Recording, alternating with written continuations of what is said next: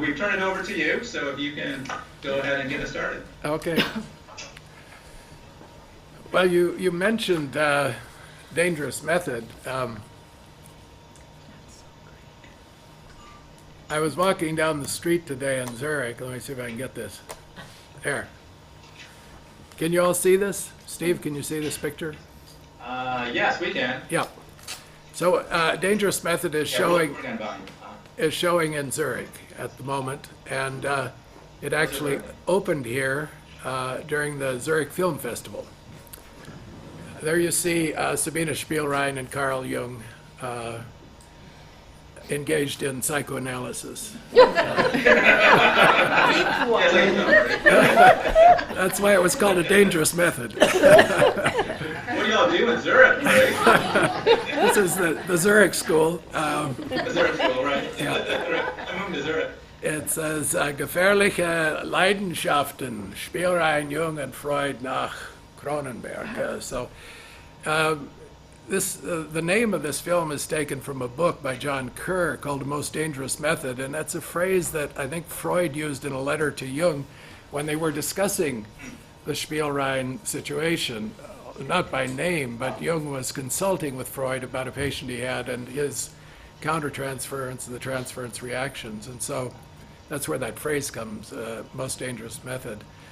Freud said psychoanalysis is a most dangerous method because it involves the emotions, and the doctor and the patient become very much engaged in this relationship. And sometimes in the early days, of course, it got out of hand occasionally, and they didn't really know what kind of fires they were lighting in the alchemical furnace. But I want to speak today about another dangerous method that Jung engaged in. This one has to do with our subject of religion and spirituality and depth psychology in that connection. When Jung died in 1961, January 6, 1961, Verena Kost told me she was walking down the street in her hometown, and she ran into a local priest that she knew, and the priest said to her, or the minister, "Ja, der alte Ketzer ist jetzt gestorben." Oh, no. Yeah, the old heretic has now died. And that's how he thought of Jung, the old heretic, der alte Ketzer.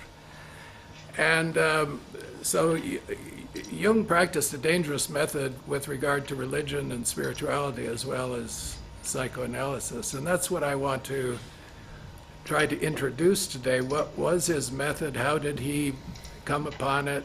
What does it mean? And how do we take it forward in our own time and using our own quite different methods today? The word spirituality is often used nowadays instead of religion.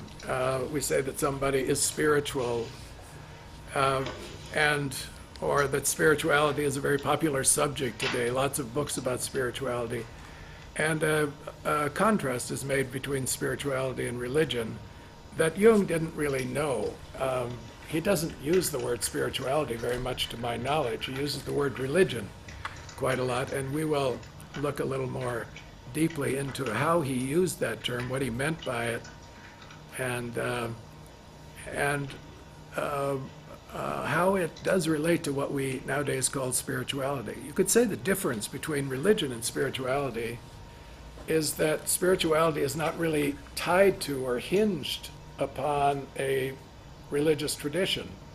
It's kind of free-floating. We say that people are spiritual even if they don't go to church. They don't even believe in God. They have no particular doctrines that they subscribe to. But they're spiritual because they show respect for nature, the mystery of life, or some processes that they've experienced or observed that are inexplicable, but they feel there's some other presence or power at work in their lives. It's a kind of vague religiosity in many cases. Whereas religious people are the ones we say, a person is religious if they go to church regularly, if they say the creeds and believe in them, if they practice particular rituals on a regular basis. Those are the religious people. And in that sense, Jung was not religious. After he came of age, he did not attend church except on exceptional occasions, getting married, getting buried. I don't think he went to church at Easter or Christmas. He wasn't religious in the conventional sense of the word. And I want to use the first part of this seminar today to talk about Jung's religious background, where he came from, and how he responded to his background religious tradition and where he went from there. Because I think the method of Jung's spirituality is really very dependent upon his background in a number of senses. In a negative sense, in that he was leaving something or going beyond something, and in a positive sense that he was very, very much influenced by the Protestant emphasis on the individual and the individual's relation to the divine.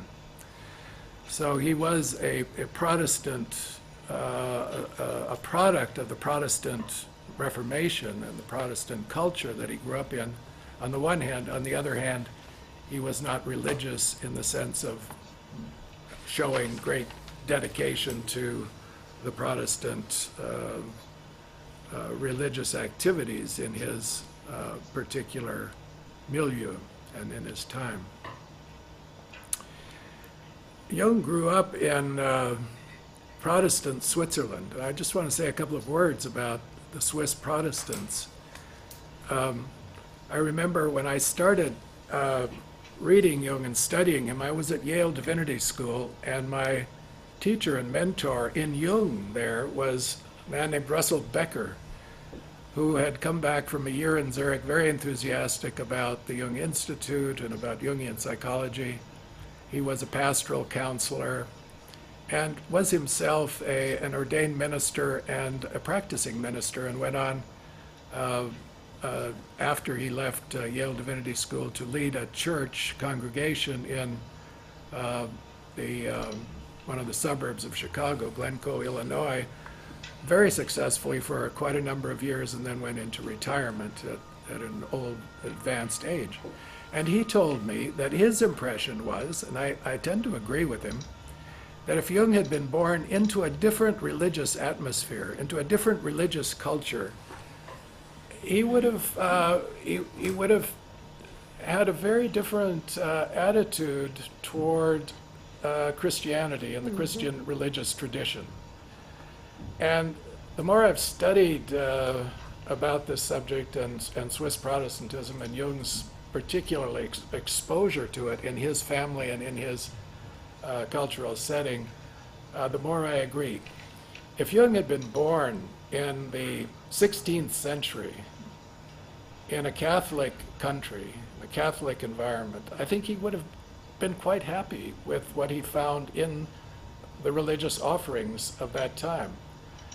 I think he would have found a sufficient space for his appreciation of religious symbols, rituals, the mystical aspects of religion, the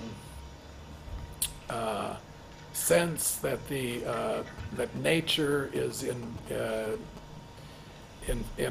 invested, or God is invested in nature, behind nature, that one can read nature as the language of God, God speaking to human beings and so on, that God is very present in the world of the medieval Catholic culture. Jung was very fond of Paracelsus, who lived in the 16th century, grew up in Einsiedeln, the Catholic canton in Switzerland. And Paracelsus never left his Catholic religion, and I think Jung would have been like Paracelsus, very adventuresome in his thinking and scientific research and so on, but finding enough in his religious tradition to keep him anchored there. But that wasn't the case. Jung was born into a family of Swiss Protestants. His father was a Protestant parson, Protestant minister, a pastor. His grandfather on his mother's side was a Protestant minister. 6 of his uncles were Protestant ministers. He was surrounded by the Swiss Protestant tradition. And the Swiss Protestants, particularly the sort that one finds in Zurich and this part of the world that he lived in, were the most severe and austere of the Protestants. There was an attempt, John Calvin lived in Geneva. John Calvin was French, trained as a lawyer, Catholic, converted to the Protestants at an early age, and went to Geneva, and was also quite a strict and severe intellectual Protestant, but not as much as Ulrich Zwingli was, who was the head of the Protestants in Zurich. And Ulrich Zwingli had studied with Erasmus in Basel, and really took from the Protestant Reformation a very, very strongly negative attitude toward images, toward religious festivals, toward even music, as did the Geneva Protestants. Christmas was not celebrated in the Geneva of Calvin. Christmas was considered pagan, too much fun, too much color. You aren't supposed to be doing that kind of stuff if you're a good Christian. And Zurich was even more severe, and Calvin tried to mediate between the Protestants in Germany and the Protestants in Zurich without success. The Protestants in Germany were closer to the Catholic tradition. They kept a sense of symbol, their sense of the Mass and the communion was more toward the mystical side of the Catholic sense of the presence of Christ in the service and so on. The Zurich Protestants looked on the Last Supper, the communion service, as a memorial service, strictly a memory. They focused on the biblical text. They were very intellectual. And they really stripped religion of all of its symbolic elements, except the word. They elevated the minister into a pulpit in front of the congregation. They took away the altar. They stripped the choir bare. They took the colored glass out of the windows and put in plain white glass. They didn't use wine at the communion. They used grape juice. Alcohol was considered dangerous. It was a very thin soup as far as a religious tradition can offer a symbolic world to the believers. And Jung grew up in that, and he reports in his autobiography when he was 13, 14 years old, and he could take his first communion. He went to his catechism, to his lessons with it. His father was the teacher, and his father couldn't explain to him what the Holy Trinity was. He said, well, that's too complicated. That's not for us. We just believe it. We don't have to understand it. He went to the communion, took his first communion, and he said the wine was bitter and the bread was stale and nothing happened. I went home and was very disappointed. So he had no experience of the numinous, no experience of what he would later write about as the essence of religion, the numinous experience, the experience of the power of the divine in a religious setting in his own tradition. That doesn't mean that he wasn't interested in theology and philosophy. He was, and he studied that at the university in addition to his medical training. And he gave a number of lectures in his fraternity, the Zofingia association that he belonged to and became the president of at the university in Basel. And one of his lectures, the last one that he gave, in 1899, he gave 5 lectures there. They're published as a supplement to the collected works. The Zofingia lectures, they're called. And in this last lecture, he presents his critique of a 19th century Protestant theologian named Albrecht Ritschl. And he says that Ritschl is way too rationalistic. He strips religion of all of its mystical elements. He reduces the religious tradition just to a kind of book learning, passing down the teachings from one generation to the next. There's no sense of the spirit involved, and no reliance on the spirit, no mystical elements. And he says a religious tradition cannot be carried on this way. Without the mystical, religious traditions die. And so there you see that he realized that in order for a religion to be alive and to work, it has to have something of the mystical about it, the mystical qualities. And that he didn't find in his own religious tradition. He was also a product of the Enlightenment, of a scientific worldview that developed in Europe in the 18th and 19th centuries. Interestingly, when he went to Paris, I think it was in 1902 or so, he studied at the clinic there with Janet, and he met his cousin Helly Preiswerk, who was a seamstress there, and she eventually created the wedding dress for Emma a couple of years later. While he was there, he bought a bust of Voltaire, and he brought it home with him, and he kept that bust of Voltaire in his study for the rest of his life. That's astonishing. Voltaire was anything but a mystic. He was an exponent of reason and the Enlightenment. And this was a side of Jung that he could also identify with. He was an intellectual, he was a scientist, he was trained in medicine, and he identified with it. And whenever he would speak about religion, religious subjects, and I'll turn to some of those in the next section, he'd always preface what he said by saying, I'm not a theologian, I'm not a philosopher, I'm a doctor. I'm a psychiatrist. I see patients, and I work with their problems. And some of their problems have to do with spirituality and religion, and that's why I engage myself in this subject. It's very practical. It's not on a philosophical level. So in a way, he steered clear of philosophical debates. But in the back of his mind, he had read philosophers, and he knew about Enlightenment philosophy. He'd read Kant, he read some of the German philosophers, and he was very influenced by Nietzsche. He read Nietzsche as a young student at the university in Basel, and he read Nietzsche again, Zarathustra, in 1915 when he was in the middle of his Red Book creation experience, and he taught a seminar on Nietzsche's Zarathustra for 5 or 6 years at the Psychological Club in the 1930s. Nietzsche, who had also been a professor in Basel, where Jung studied in the 1880s, early 1870s and 1880s, left a strong imprint on Basel culture, on European culture generally. And Nietzsche's declaration, God is dead, rang through Jung's consciousness. He heard that loud and clear. God is dead.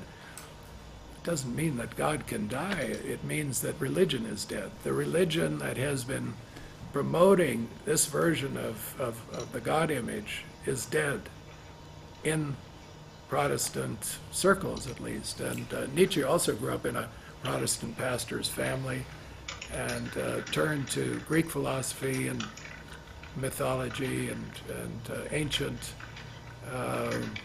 religious forms, and tried to bring some of those forward in his Zarathustra by creating a kind of new doctrine of humanity, the Übermensch, the great man, or the Superman theory of a new kind of consciousness, a new age of the human, about to be born after the death of religion. And So Jung was also very influenced by that. So there he is, and then he gets involved with Freud.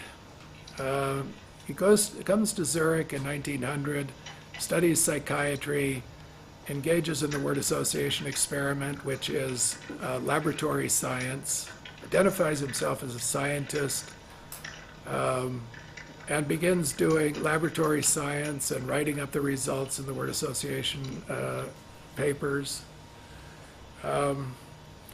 And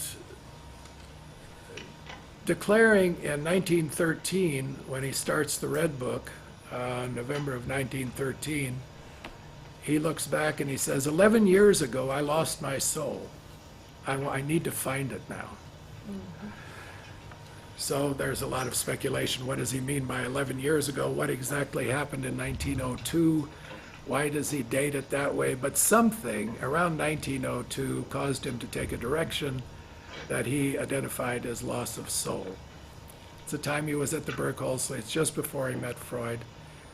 Incidentally, it's the year he became engaged to Emma Jung.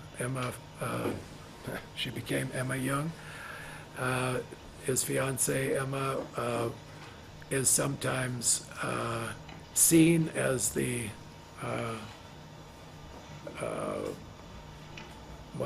if not the cause, his engagement to her is somehow reflected in the statement that he lost his soul in 1902. Was there something about that? I think it was that he became heavily involved in positivistic science about that time, working at the Berkholzli Clinic and writing up his dissertation on his cousin Helly Preiswerk, on the medium, her mediumistic productions, and then writing his book on dementia praecox, sending it to Freud, getting involved with Freud.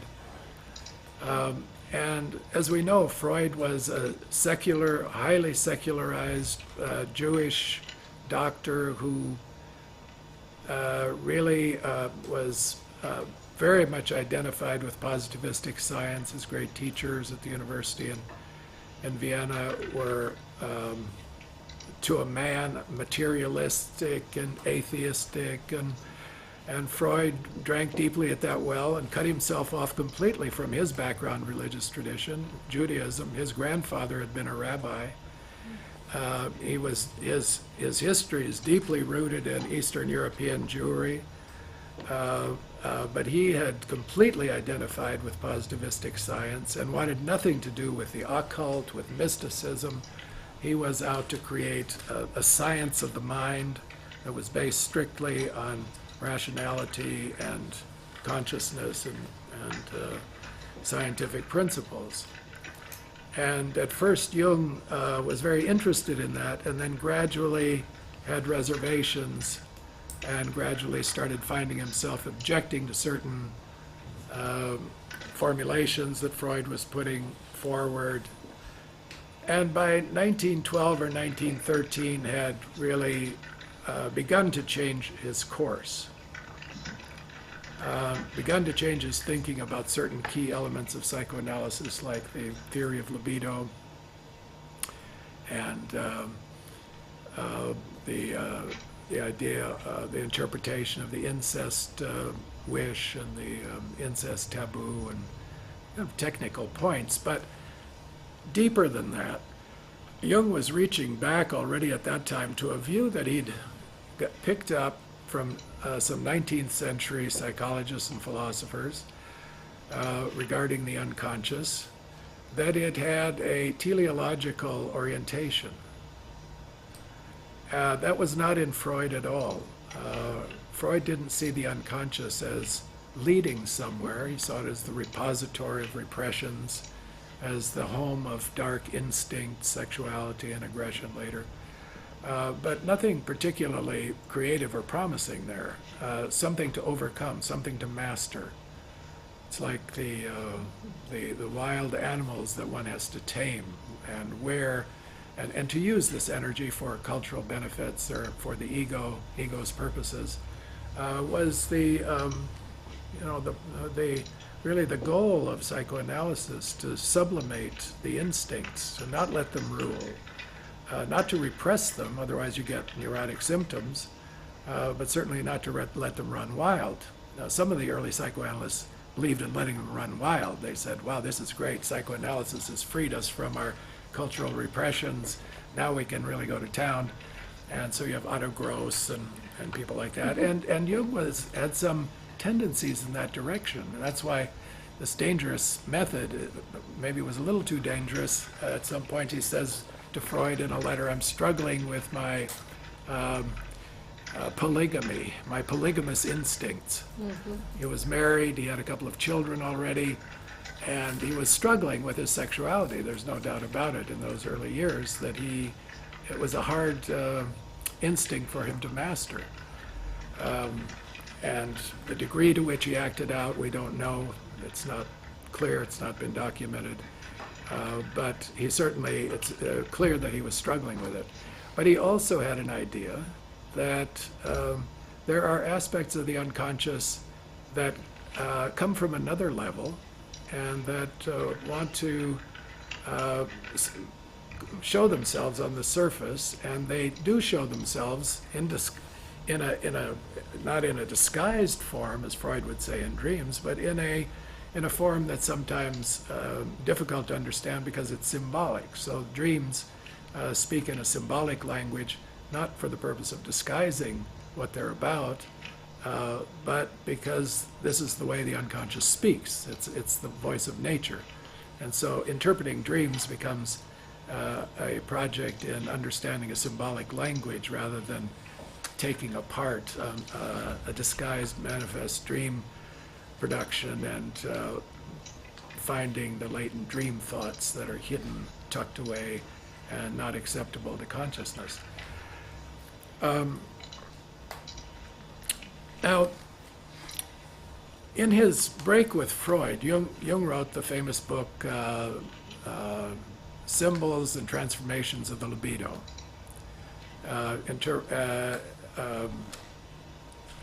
Translated into English as The Psychology of the Unconscious by Beatrice Hinkle in 1916. Became a bestseller in the United States. And not a very good translation, a lot of mistakes in it, but it was a first approximation. It was an introduction of Jung's most recent, most exciting work to the American audience, and he was a big hit in the United States. He came to the United States also in 1912 and gave lectures at Fordham University in which he criticized Freud, and he was putting forward a new understanding of psychoanalysis, libido theory, and so on. And when he gets back to Zurich, he writes Freud a letter and tells him that he was very successful in these lectures, that he is criticizing some of Freud's key ideas, but don't take it too personally, he tells Freud. We have to be mature about this. My objections are objective. They have nothing to do with our relationship. And he tried to separate the intellectual from the personal unsuccessfully. He wasn't able to do that. So a few months after he returned from his trip to New York in 1912, they ceased their correspondence, their personal relationship at the end of 1912, early 1913. And in his final letter to Freud, Jung quoted from Hamlet, Shakespeare's Hamlet, "The rest is silence." And they were never to have a personal exchange after that, even though they did meet again in 1913 in Munich at the Congress where Freud fainted and Jung picked him up and carried him to a couch. Second time Freud fainted in Jung's presence. Now, when he broke with Freud, Jung had a dream right at that period when he is going back and forth in the correspondence and they're right on the verge of breaking. He says it occurred around Christmas 1912. And in that dream, which is very well known, Jung says that he's sitting at a round table in a loggia, a beautiful Italian setting, and a dove comes flying in through the window, lands on the table in front of him, and turns into a little girl, about 8 years old. And he tells his children to be quiet. Don't scare the dove, don't scare this little girl. He wants to find out who she is, so the children are quiet in the dream. It's all in the dream. And he gets into a conversation with the little girl, and he asks her who she is, and she says, well, she can take this human form only 6 hours of the day. The rest of the while a young man is taking care of the dead. The rest of the time, she has to be in the land of the dead as well. And at that point, the dream ends. And Jung is very puzzled and very interested in this little girl. Who is she? And what does this mean, the land of the dead? This came as an astonishing message to him. And he was taking his dreams very seriously in a kind of Jungian way at that time already, trying to read them for symbols. And what is this, the land of the dead? Who are the dead? And who is this little girl? Well, fast forward about 11 months to November 1913. At this point, Jung has ended his relationship with Freud. He has just resigned from his position as the editor of the Journal of Psychoanalysis, at that time the Jahrbuch. And he decides to go on this inner journey, and we're going to look at this as his spiritual, really the core of his spiritual journey, where he discovered in a very, very profound way what modern spirituality can be. He did not have access to spirituality through his religious tradition, but he had a religious soul, we could say. He had a sense that there's more to life than the material world. There's something else. There is a spiritual world. There are spirits. And these figures from the dead and this little girl reminded him of that. Who are they? So he begins, he says, after he broke with Freud, he asked himself this question. This is in chapter 6 of Memories, Dreams, Reflections. He says, in what myth does man live nowadays? And he's talking about himself. Here he is. This is 1913, Zurich, Protestant Europe, post-Nietzsche, post-Freud, and he's just written the book on the hero myth and so on. Lots about mythology in that book. He investigated mythologies from all over the world, religious symbols and materials. And he says, in what myth does man live nowadays, in our time, after Nietzsche, after Freud? In the Christian myth, the answer might be, do you live in it? I asked myself. To be honest, the answer was no. His communion didn't really take. He wasn't. He didn't have a gripping emotional and symbolic experience in his own religious tradition. So that's not his myth. For me, it is not what I live by. Then do we no longer have any myth? Do we have to live without myth? Are we in a stage of life where there is no more myth? Let's get over it and get on with life and accept it as it is and forget about meaning and myth and all that stuff. No, evidently we no longer have any myth. But he persists. But then, what is your myth? The myth in which you do live. So he's pushing the question a little harder. At this point, the dialogue with myself became uncomfortable, and I stopped thinking. I had reached a dead end. So this end of thought, he can't think this through any further. He's come to a dead end. And that's when he begins his journey, and where he calls out to his soul, my soul, where are you? And that is recorded in his black books toward the end of November in 1913. My soul, where are you? Now, what's he calling out for? What is this soul? What is a soul? Doesn't belong to the vocabulary of materialistic atheism, the materialistic worldview of science of his time, positivistic science. The word soul is not in the vocabulary. Mm-hmm. My soul, where are you? My thought is one of the images, targets for this call is that little girl that he saw in the dream. That 8-year-old girl as a soul image. Now, if you ask yourself, where do people experience the soul, the spiritual?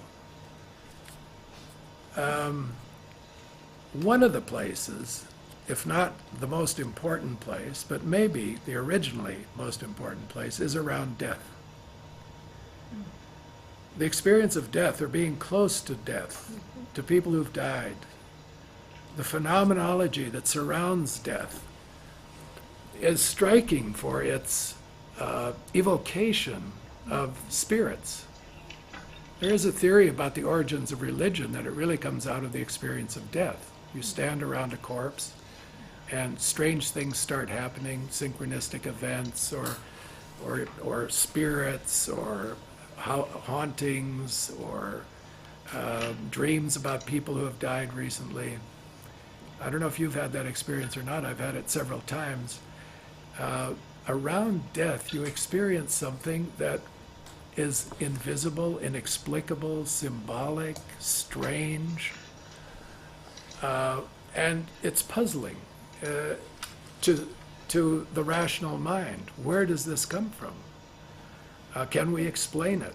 So this, coming to the spirits of the dead, that's where the soul is.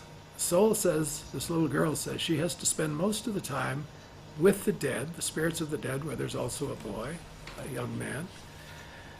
And when Jung says, my soul, where are you? And he says he's following the spirit of the depths, leaving the spirit of the times, taking his departure from the spirit of the times. That would be the spirit of his culture in the day, which is Protestant, Swiss Protestant, or becoming secularized, scientific, taking his departure from Freud, from that whole, and he had been so heavily engaged in it and so involved in the movement of psychoanalysis with Freud and beside Freud and supporting psychoanalysis with all of his energy, pulling back from it, taking his energy back, and now going with the spirit of the depths. Where does he go? He goes into the dark. And it takes him a while to get there. If you read the Red Book, it doesn't come quickly.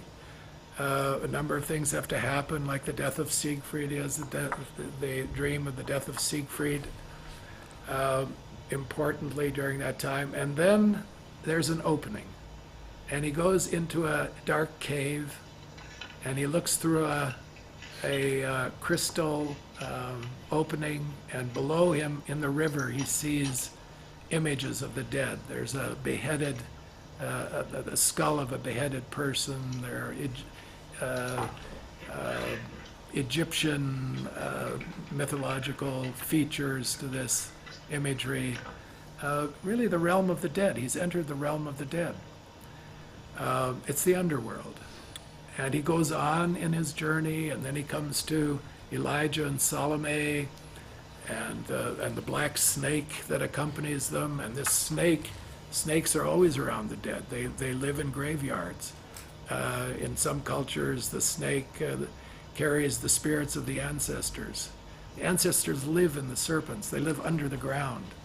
And what Jung is doing is connecting with ancestral spirits.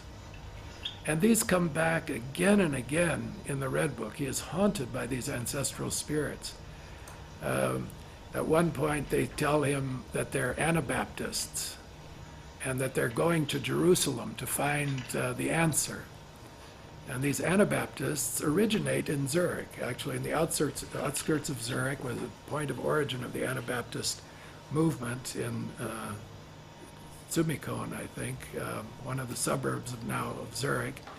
And these people were persecuted by the Swiss Protestants, by Zwingli and Bullinger, drove them out of Switzerland. They went up north into Germany, and they established some utopian communities. Eventually, many of them left Germany as well and went to the New World, North America, Canada, and the United States.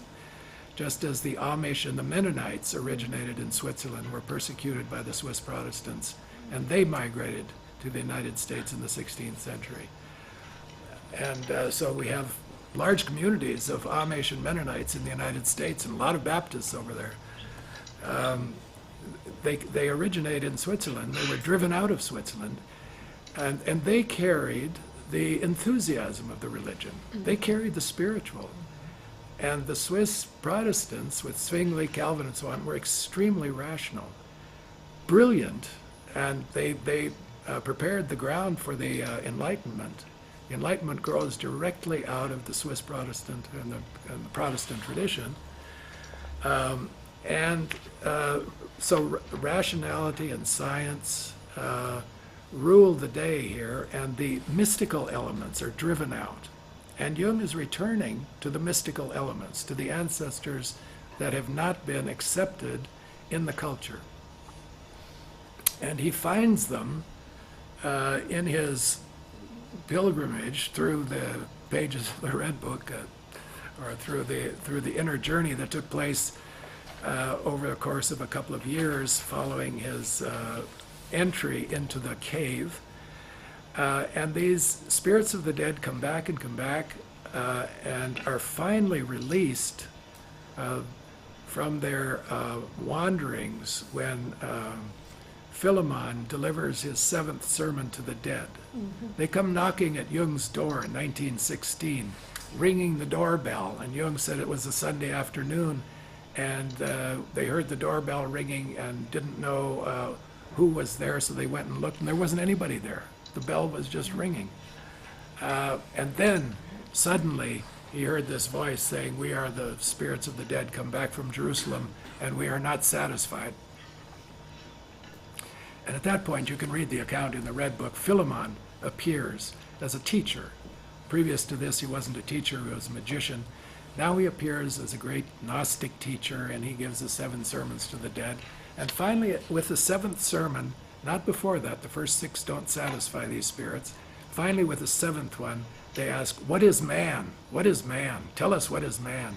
And he delivers the sermon about what is man. And he says that man is the doorway through which the cosmos passes into an inner world, into a psychic space, and it is man's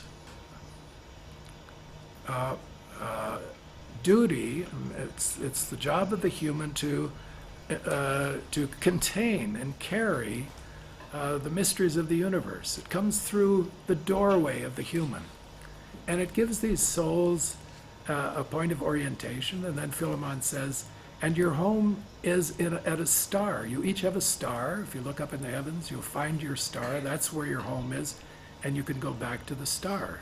Now that you have passed through this life, you can go on your journey and go back to your home. It's a Gnostic message. And so that finally satisfies them, and they are released from their wanderings. The text has this beautiful line, they arise like the smoke of a fire, from the fire of a shepherd who is tending his sheep by night. They just go up like smoke and they disappear. So finally the dead are freed. Well, what that means to Jung is that he can satisfy this part of his soul that has been living in the land of the dead. His spiritual life has been put into a state of hibernation or a state of unsatisfactory entombment, and now can be released. And with that release, you could say he can live his spiritual life in a different way.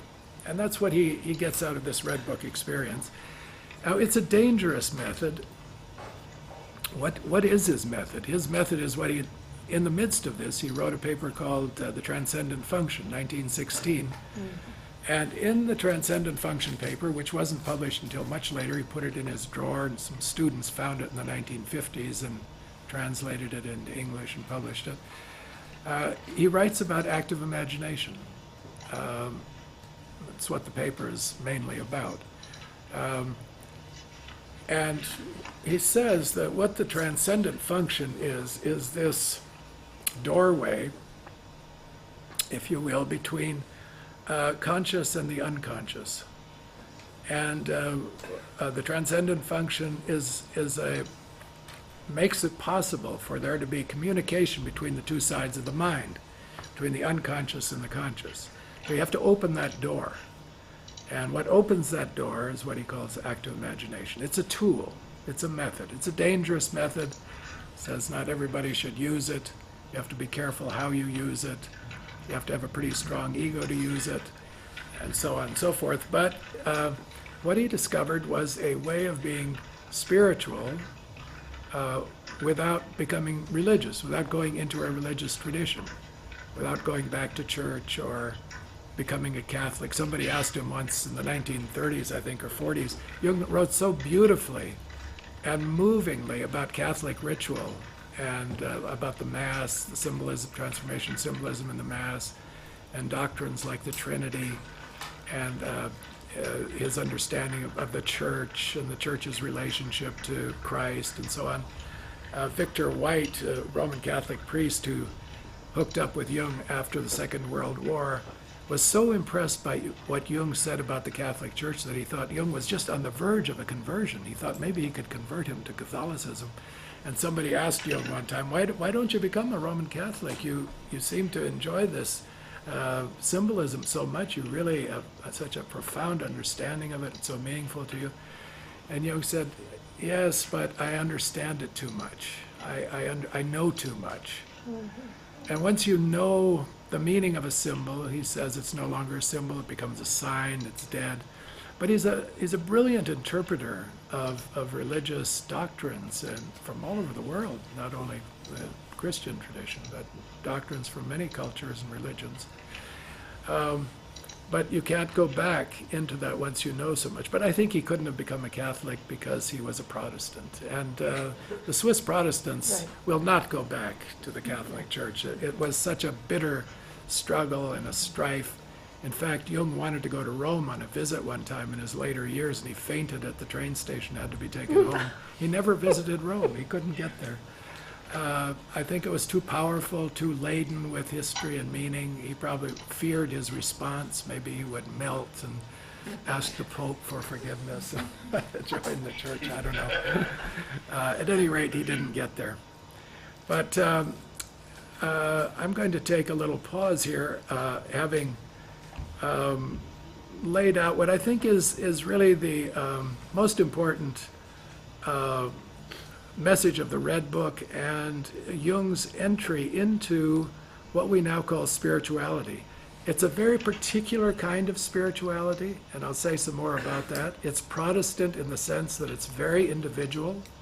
You know, the Protestant differed from the Catholic in that in the Protestant tradition, you don't need an intermediary between the individual believer and God. Each person is related to God directly, one-to-one. You pray to God. You don't need the intercession of a priest. You don't have to say a confession to a priest. You can confess to God. So the relationship between God and the human is very direct and very individual. Jung picks that up in his psychology. His individuation process is very individual. In the Red Book, he keeps coming back over and over again to the solitary person engaged in these dialogues and conversations. There is no sense of a community around other than an inner one. And in his conversations with Victor White, of course, the Roman Catholic, Jung the Protestant, they did get into this difference between the Catholic and the Protestant. And Victor White was very appreciative of the community that one has in the Catholic tradition. And whereas in the Protestant tradition, it's very isolated, very individual. And Jung says in Psychology and Religion, his 1937 Terry Lectures, that this is the curse of the Protestant and it is the blessing of the Protestant, because the Protestant is no longer protected by a religion from the fires of the eternal and has to face them directly individually.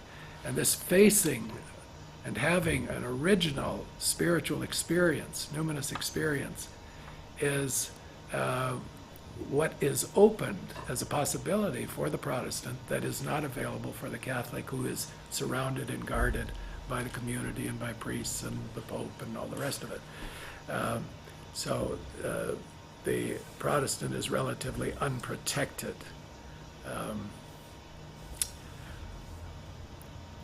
And Jung, engaging in his active imagination in a solitary way, all by himself, in his study, in Küsnacht, writing diligently and then copying it into the calligraphic, beautiful form that we see today in the Red Book, painting those pictures, very individual activity. He's doing this by himself, for himself, in communion with the powers that are represented in these images and experiences, but without mediation.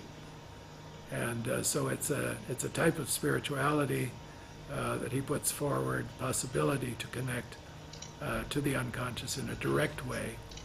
And I'm going to save that equation between the unconscious and the spiritual for the next section, when we talk about some of Jung's writings on psychology and spirituality. So, Steve, shall we take a few questions? Yes, go ahead. That sounds good. Just a reminder for the home viewers, we're asking that you submit questions via the small dialog box in the lower right-hand corner of the screen. So click that. Do mention where you're from, if you don't mind, and send in questions electronically through that. We will check email, but we won't check it quite as frequently. So use that little Ask a Question button on your screen. Let's go ahead. We'll go to Sonoma in just a moment, and then we'll come back to Asheville, so people can be thinking. We also have a group here in Zurich, as you can see, Steve, so we might have some questions from Zurich as well. Absolutely, absolutely. And after Asheville, then we'll go back to Zurich, both for questions, and then we're going to keep going to the talk.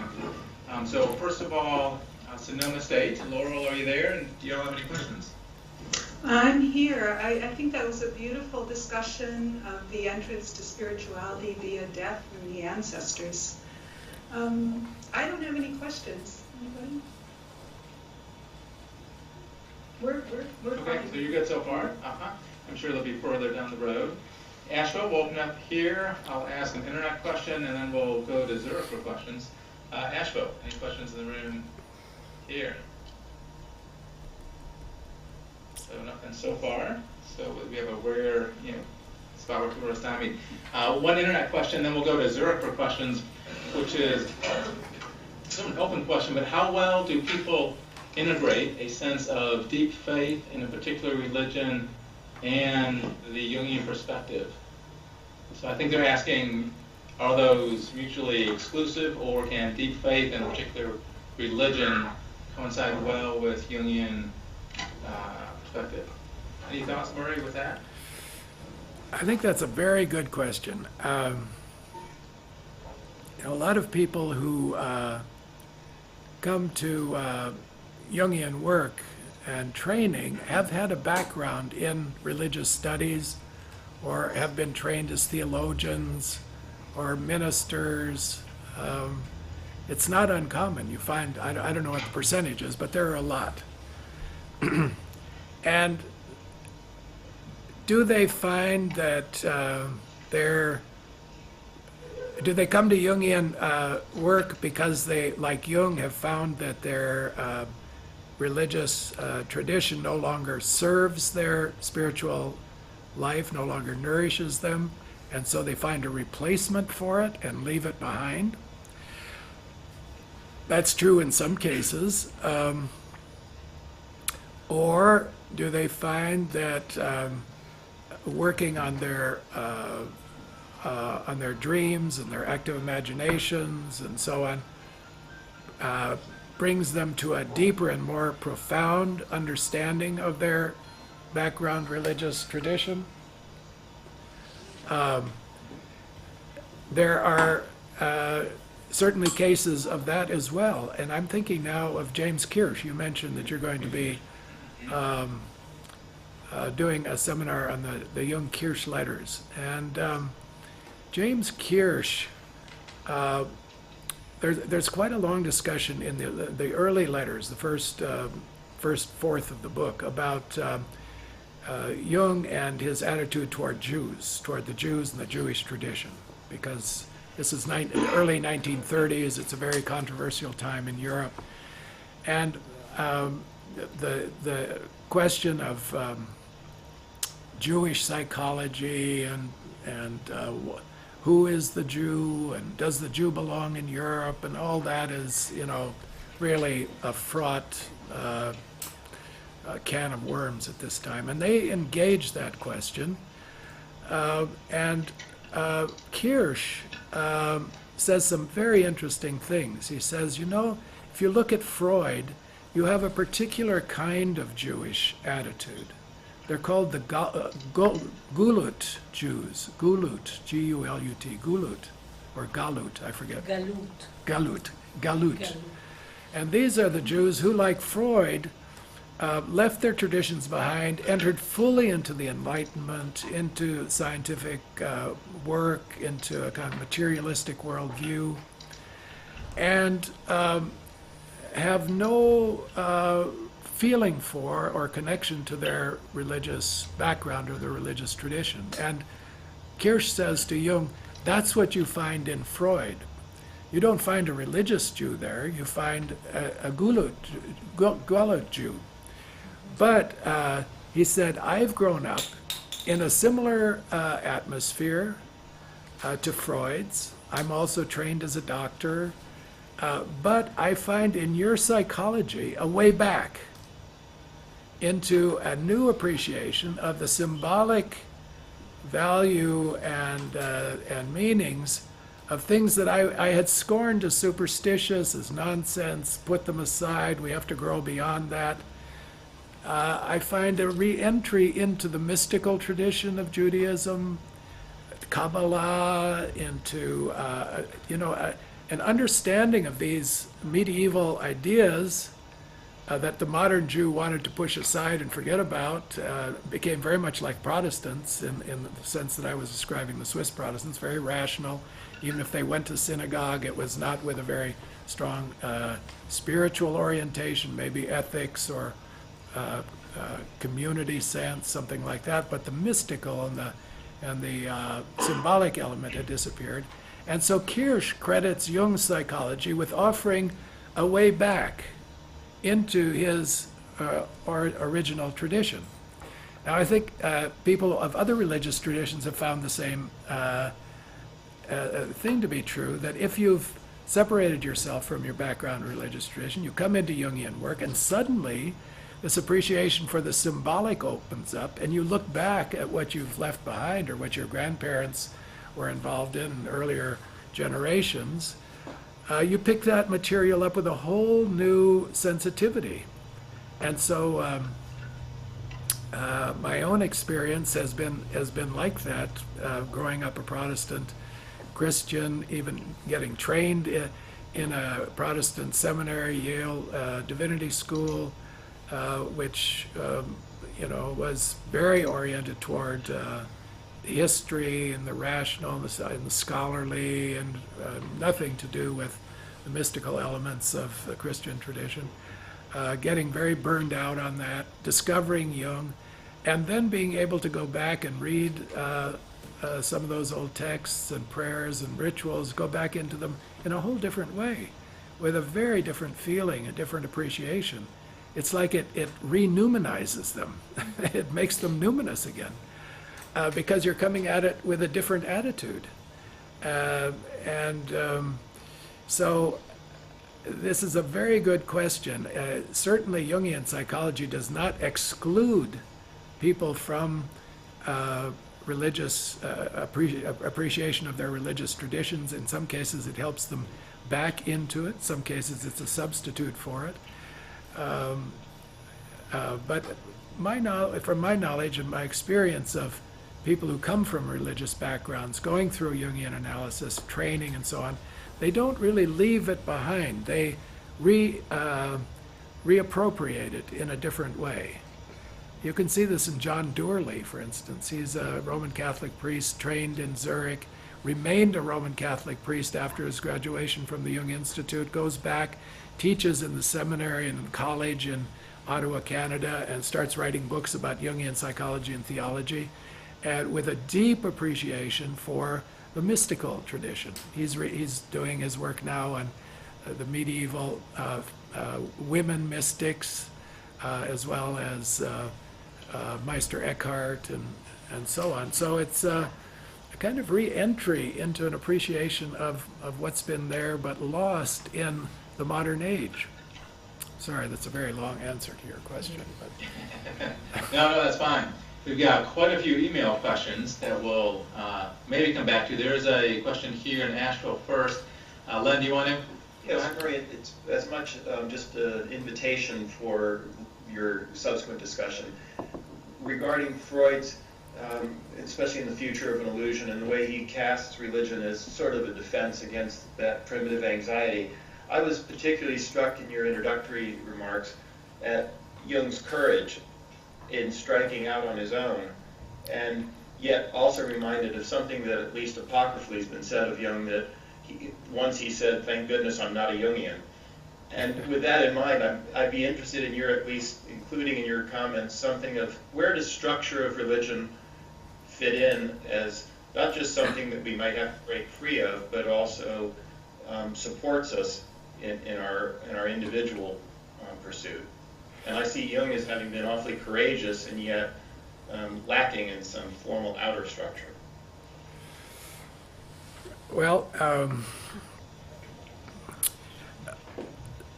I can't tell you exactly where it is, but in some place, one of his writings, Jung says that the religions are great psychotherapeutic institutions, that they perform a psychotherapeutic function in this sense, that they contain the psyche and they protect the individual from the darker and more dangerous aspects of the psyche. So in one sense, they're defenses, as Freud, not in the way Freud understood a defense, but they're defenses against the what can be unleashed if one gets too deeply immersed in the unconscious and in the strikes the sparks of the central fire, as he sometimes called it, or primary religious experience, which can be, very disruptive of sanity and structures and all of that. It structures a spiritual life, and as long as it works, Jung would never take it away. Its working depends upon its offering to the participant a sense of what he called the living symbol, the mystery, that it offers access to the experience of the archetypal forms and powers, but in a specific and protected way.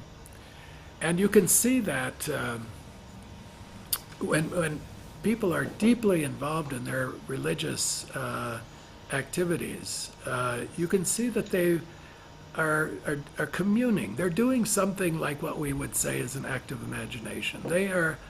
I observed this in a church in Mexico one time. Somebody, a street person was standing in front of an altar and praying and gazing at the statue in front of him and speaking and saying a prayer, and was lost in a trance-like state, obviously in communion with that what that image opened to him. Or the icons in the Russian Orthodox churches, where people will come and stand in front of an icon, pray to the icon. The icon is like a connecting; it's a link to the other world. And they will kiss the icon. They feel very close to the divine through the icon, with the icon. The icon is a symbol in that sense. As long as this works, Jung wouldn't touch it.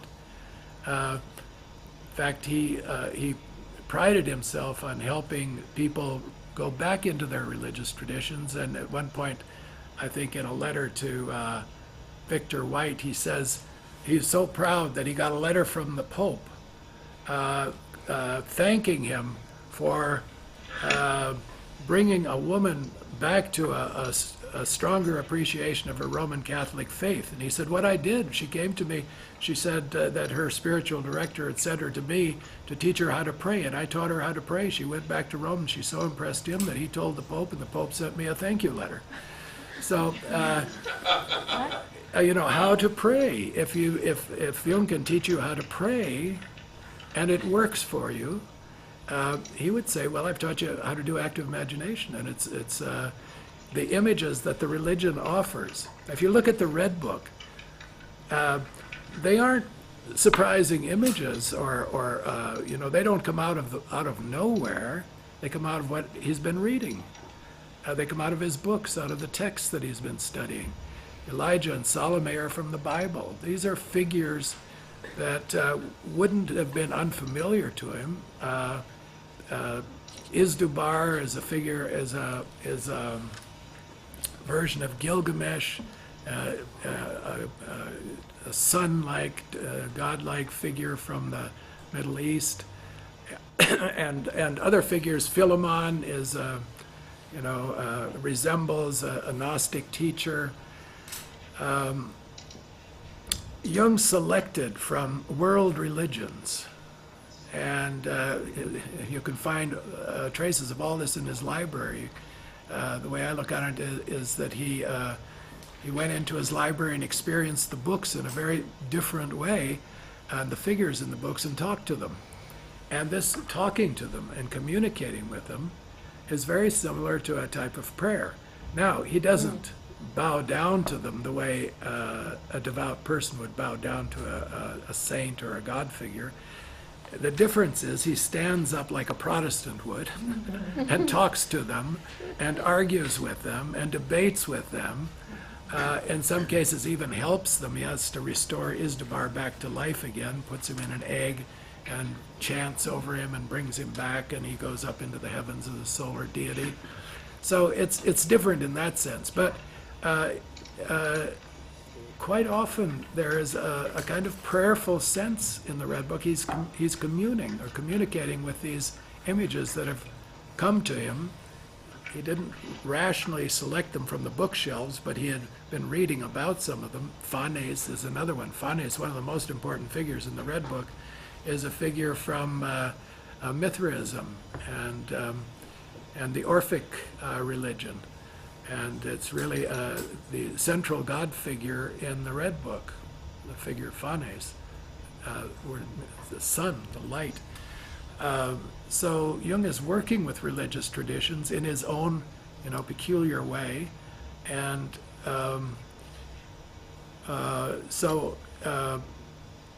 I think there is a strong kinship between traditional forms of meditation and prayer and what Jung was doing in active imagination. There are also very, very significant differences between them, which we can discuss later. But I'm going to say a few more words to your question, Len, when we look at what Jung wrote about religion and spirituality in a minute. Right.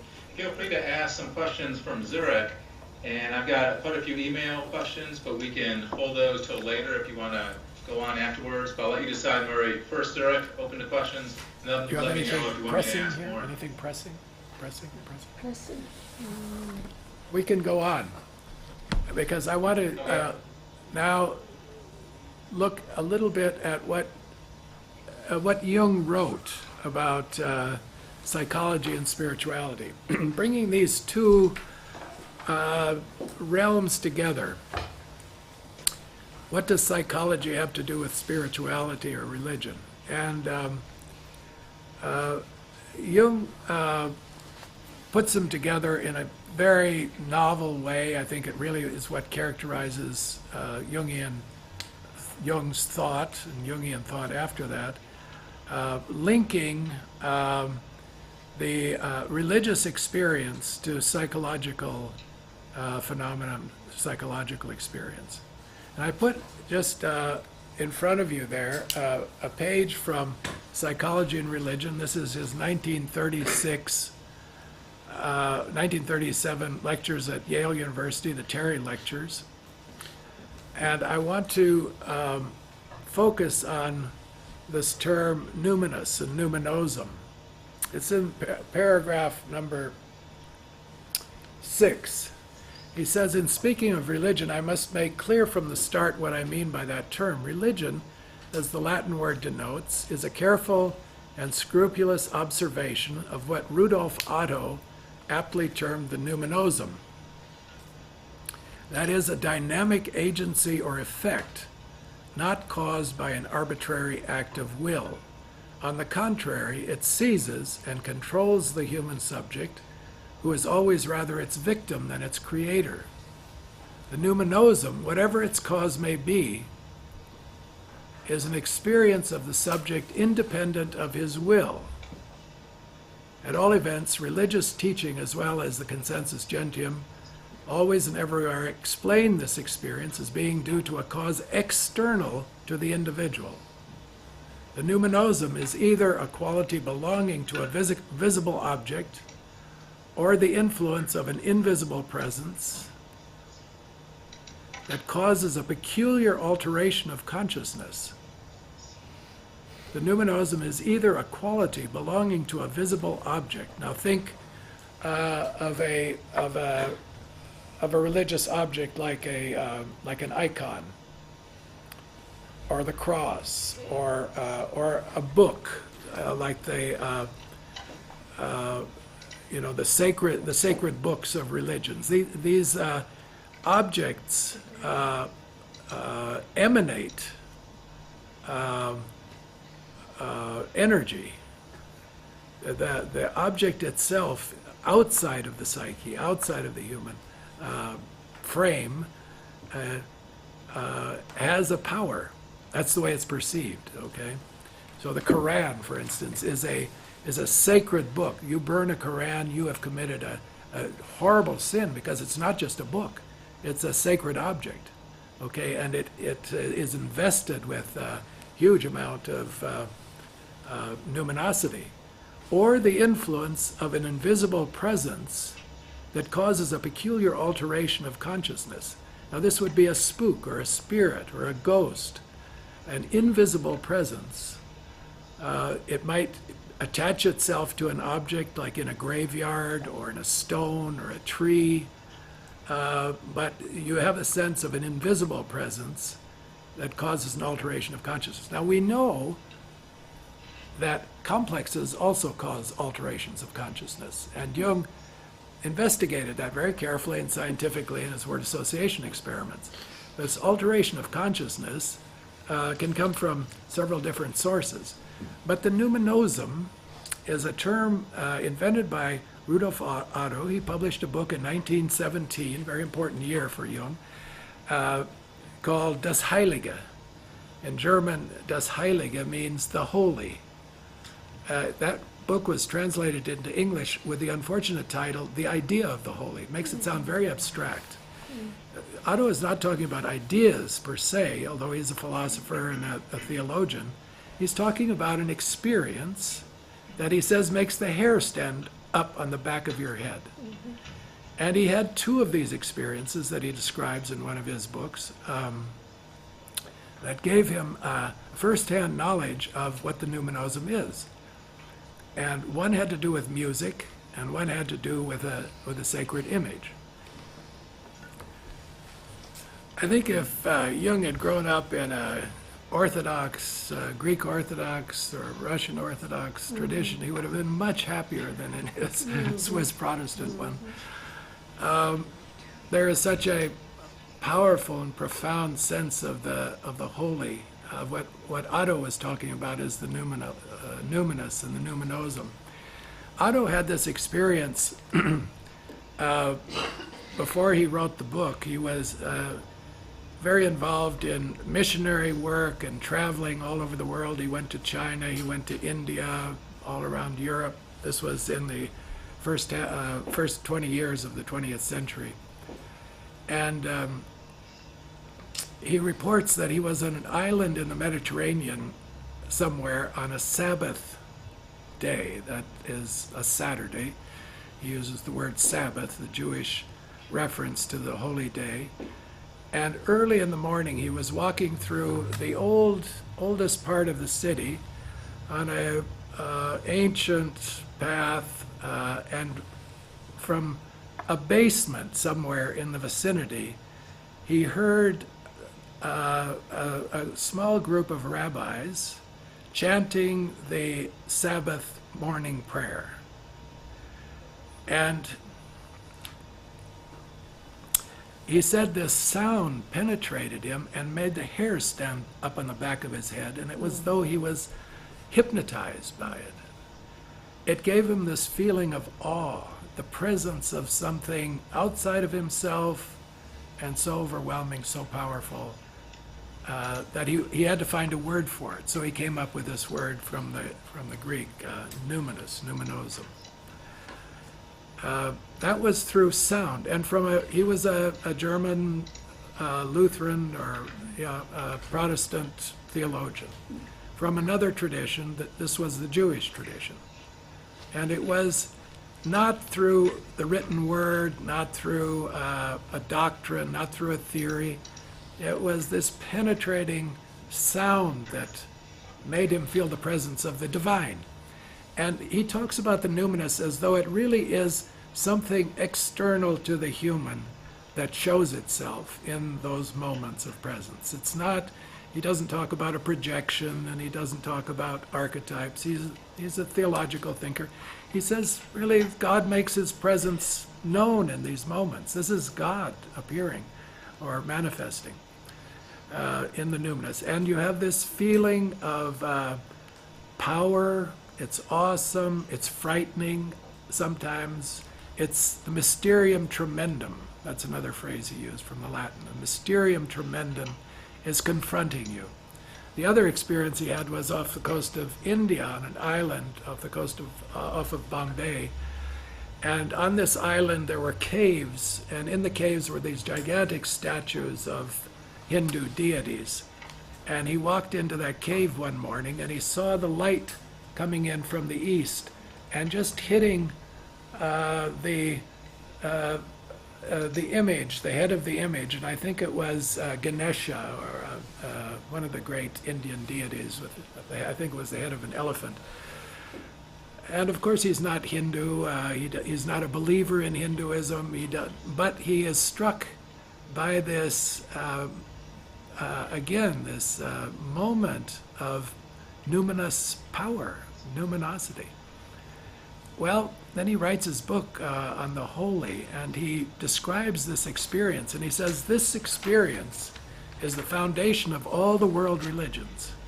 The experience of the holy or the sacred, the numinous, is where the divine manifests itself.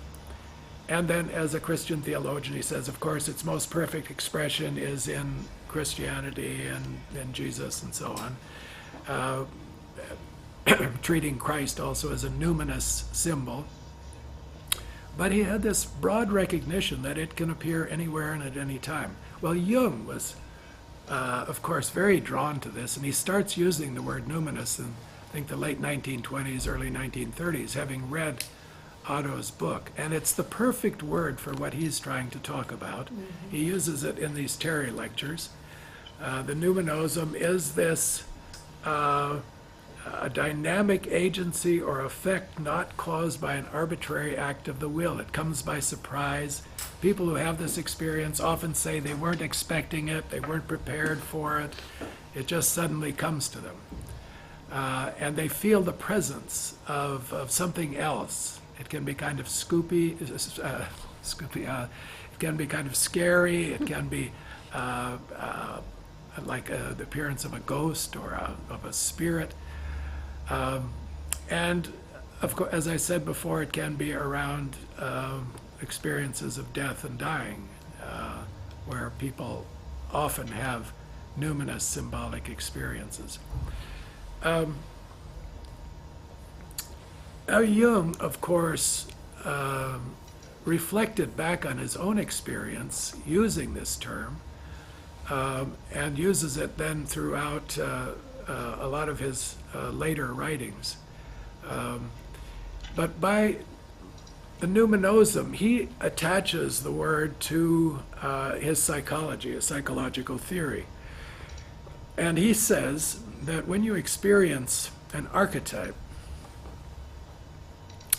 a content of the collective unconscious, powerful symbol, it has this quality of numinosity. So he psychologizes it. But the question is, does he want to limit it to the psyche? Does he want to say it's nothing but a projection?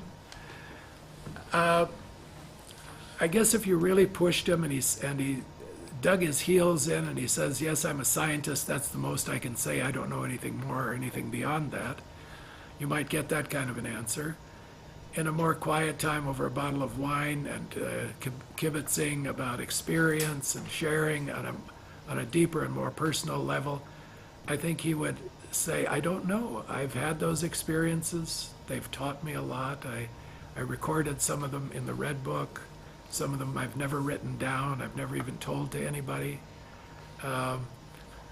We know that he would spend long periods of time by himself in his tower at Bollingen. And he says that's where I could commune most perfectly with myself and with whatever would come to my attention, to my consciousness. And in that quiet and that solitary place, I think he had what would be described as mystical experiences or visions, numinous, certainly numinous moments of revelation. And I think he probably also had those experiences in other places, sometimes in sessions and conversations. I think generally, as a personality, Jung was very close to the unconscious. Now, linking spirituality to the unconscious, I think, is the essential move that Jung makes, and that people who subscribe to his writings or use his writings, at least in large part, would argue that it is an equivalent to say that you are in touch with the spiritual world to saying you are in touch with the unconscious. When Jung talks about the unconscious in his later years, he says it's really the unknown. We don't know what it is. It's the darkness. It's unconscious. We don't know what's in there. We have some experiences. We know some of the contents. We know about the complexes. We can measure those. We can test them. But some of these other experiences of the numinous that come to us, he would look at them, he'd catalog them, he'd study them, he'd say, are they related to other similar experiences from peoples around the world, from other cultures? If they are, if they're universal, if you can identify a particular image universally in all times and places, pops up everywhere, you'd say, well, that's an archetypal image. That to qualify as an archetype, it has to be universal, it has to be powerful, and it has to be available to human beings everywhere at all times. It's not so easy to identify those. He did a few of them, but sometimes you have experiences that are quite unique, that maybe you couldn't find a record of anywhere else, or a very close record. And what is that? We don't know. So I think we have to be satisfied by just saying it's the unconscious. And to pursue the spiritual life in the way that the Jungian tradition has established it, this dangerous method, it is to live in constant contact, at least potentially, with the unconscious. It's not to live totally in consciousness. It's not to leave consciousness. It's not to denigrate consciousness in the ego, but it's to constantly be open to the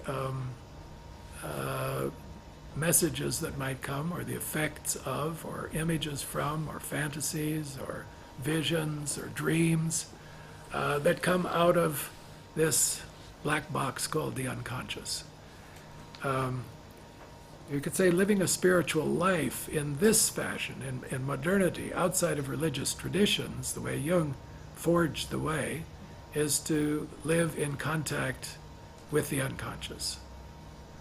That is the spiritual life that he founded and advocated, and that Jungians since him have pursued. Now, somebody said Jung made the famous remark, "Thank God I'm Jung and not a Jungian." That's true because he didn't want imitators. He didn't want other people to copy his red book and make identical experiences. To go and have conversations with Isdabar and Salome and Elijah and cure Salome of her blindness. In the red book itself, he says, "Don't imitate me. Whatever you do, don't imitate me. Nicht mahnen." It's the worst thing you can do, is to create an imitation. That's the opposite of individuation. Individuation is something unique. It's something that belongs just to the individual. So that said, these tools can be used by anybody, and that isn't imitation. It's simply using the same tool the way a painter would use a paintbrush. It doesn't mean you're painting Michelangelo pictures. You might be painting Picasso pictures using paint and brush. Same tools, different picture. And everybody who pursues individuation at all seriously will come up with very unique stories and narratives and dreams and sacred images and numinous experiences that belong just to them and nobody else. So that's the very definition of individuation. Within religious traditions, of course, people share experiences. There is such a thing as a collective numinous experience. And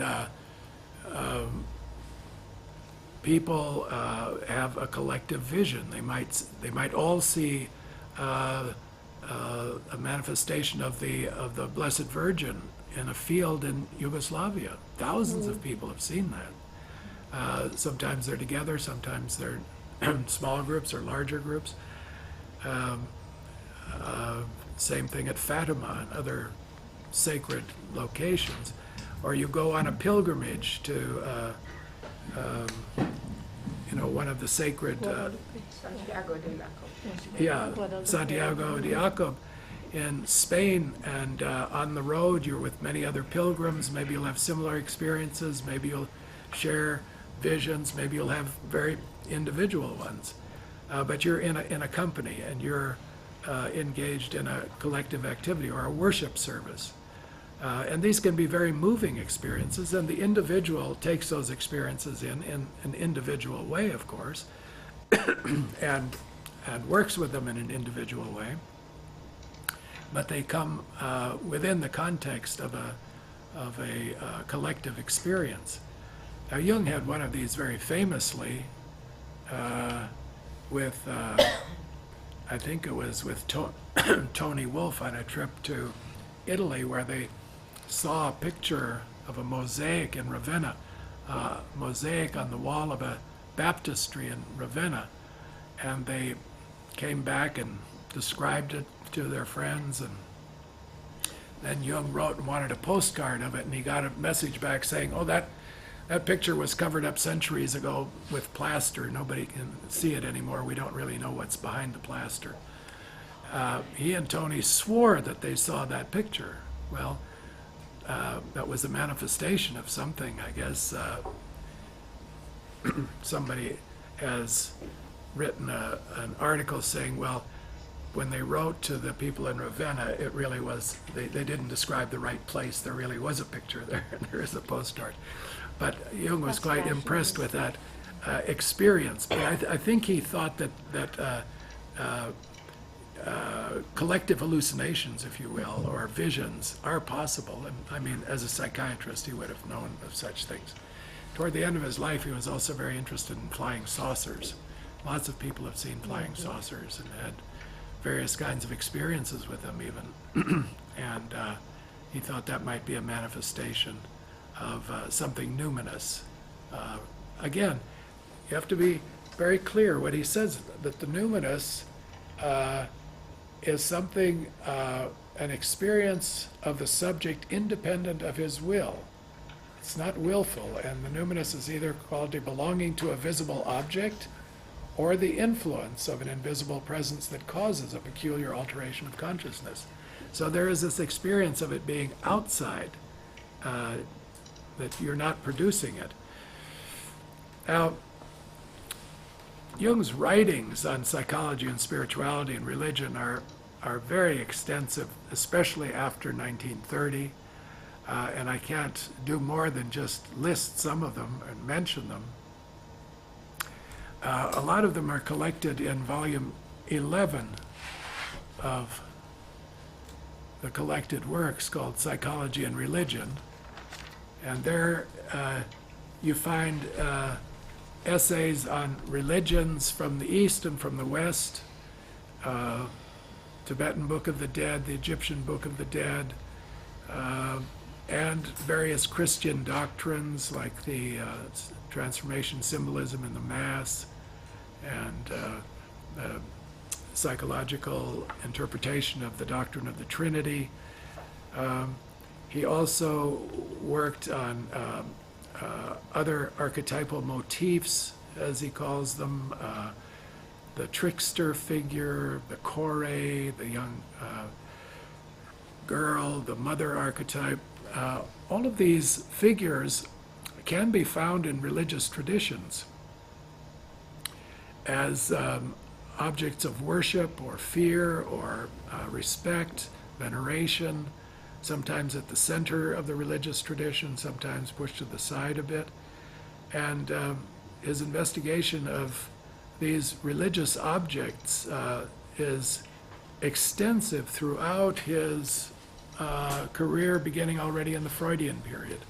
Although in that first book on Symbols of Transformation, the first edition, or the first version of it, he's much more reductive, reduces a lot of the symbols to sexuality in a Freudian fashion, or to body parts. Later, he doesn't do that at all. He takes a much more phenomenological approach, is much more interested in the meanings attributed to the symbols and how they're used by people in a particular religious tradition.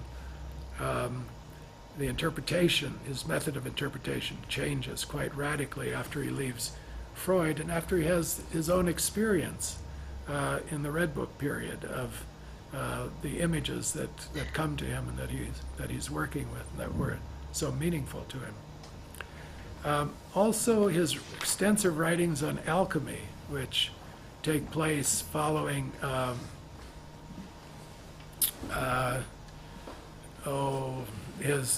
he put down the Red Book around 1930 and didn't finish it, and picked up alchemy instead and started studying alchemy and writing about alchemy. And in the mid-1930s, he was very, very involved with alchemy.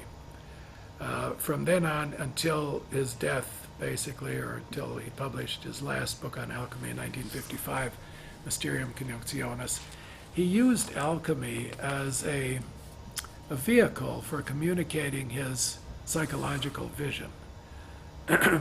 He was not a student of alchemy per se, as a historian of science would be, although he studied the texts very carefully and made his own dictionary of the terminology and so on. But he really used alchemy as a kind of metaphor for a transformation process and for the individuation process. He said that alchemy is, one place he says that alchemy is the best symbol system he has found to describe the individuation process in all of its details. If you just take cases or you take individual productions of a particular author or writer, you get pieces of the individuation story. But if you take the whole tradition of alchemy, you get the full picture in all of its details. So that's what he was looking for. He was looking for a way of talking about individuation as he had experienced it in the Red Book, which at bottom is a spiritual activity and a spiritual process flowing from these experiences of numinous, or what he calls archetypal images, working with them, integrating them, reflecting on them. You see all of that at work in the Red Book. He then takes what he's discovered there and he begins trying to write about it in a way that's accessible to people who would have put the Red Book aside as the very strange production of a peculiar, eccentric, idiosyncratic individual who's kind of gone off the tracks. So he had to find another language, and he uses depth psychology and then alchemy, weaving the depth psychological insights into the alchemical writings. And so you find some of his deepest reflections on the individuation process and on symbols and symbolism in his books on the alchemy texts. I'll just give you a very brief example of that, and then we can pause for some more questions and then take a break pretty soon. This is from volume 12 of the Collected Works, paragraph 445. And 45. Let me just read this to you. And Jung concludes with a very powerful statement of something numinous that I think he's trying to put forward in this rather indirect way of writing. A similar idea is to be found in Michael Meyer. The sun, by its many millions of revolutions, spins the gold into the earth. Little by little, the sun has imprinted its image on the earth, and that image is the gold. The sun is the image of God. The heart is the sun's image in man, just as gold is the sun's image in the earth. And God is known in the gold. So all this God language, spiritual language that is related to alchemy. The golden image of God is the anima aurea, the anima, the soul of the gold, which when breathed into common quicksilver changes it into gold. Now this is what, once the alchemists got hold of the gold, it had the capacity to tincture other things by touching other things that could turn them into gold as well. Ripley is of the opinion that the fire must be extracted from the chaos and made visible. This fire is the Holy Ghost, who unites Father and Son. He's often represented as a winged old man, that is Mercurius. Now this winged old man in Jung's experience was Philemon. Winged old man, Mercurius, in the form of the god of revelation, which is what Philemon gave to Jung in the Red Book, who is identical with Hermes Trismegistus. He was the founder of alchemy, and together with the king and the king's son forms the alchemical trinity.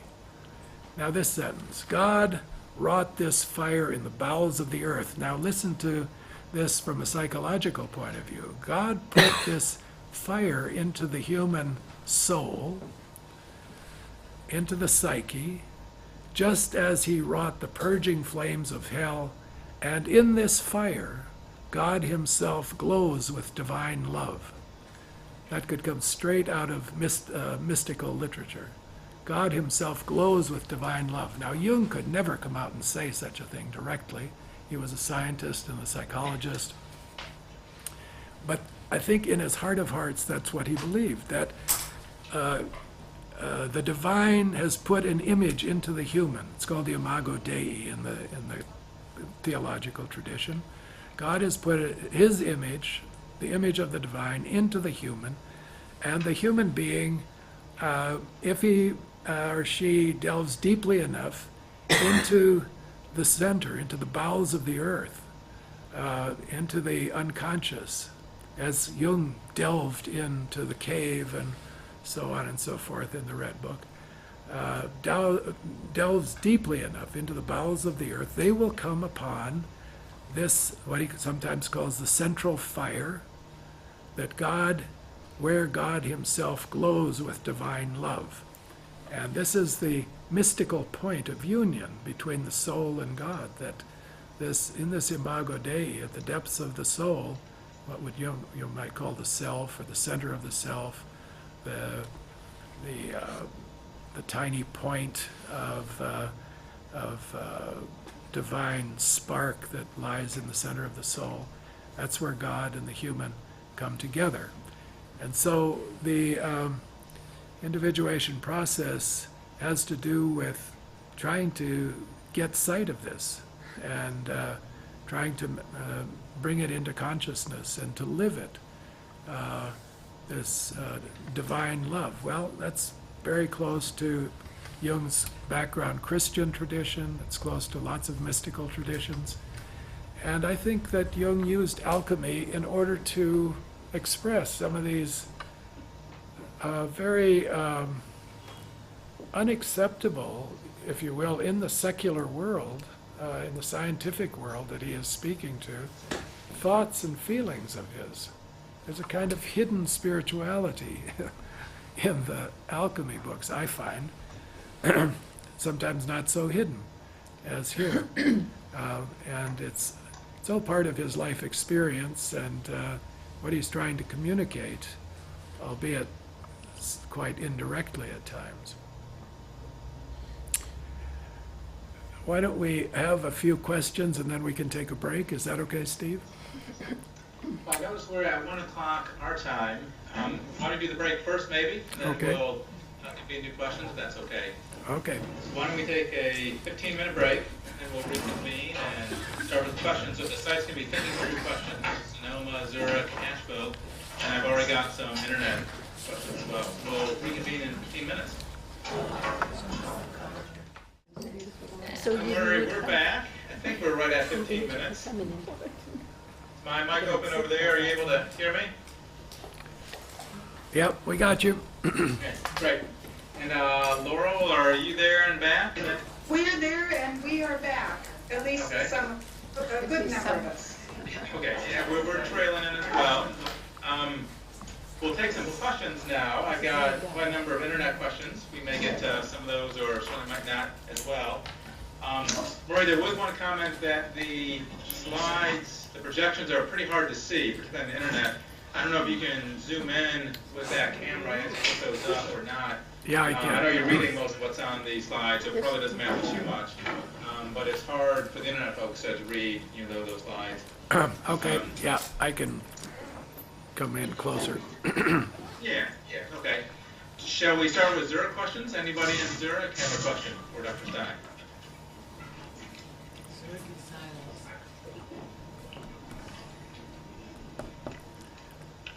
Go ahead, Steve. Okay, any Zurich questions or none at this time from Zurich? Not at this time. Okay, very good. Asheville, any questions from Asheville? Yeah, go ahead. I was wondering, I think reading the Ignatian spiritual exercise at this point, looking at the lack of imagination that Jung is about, and kind of see it as maybe Jung takes Freud's going down because of scripture and looking at that exploration. Because you're writing about any reading of Ignatius, this similarity. Steve, we can't hear that question. Oh, okay. Oh, sorry about that. Yeah, we Everybody can't. asked where you got mics with green buttons. So that was your rehearsal. Now I can ask the real question. Sorry about that.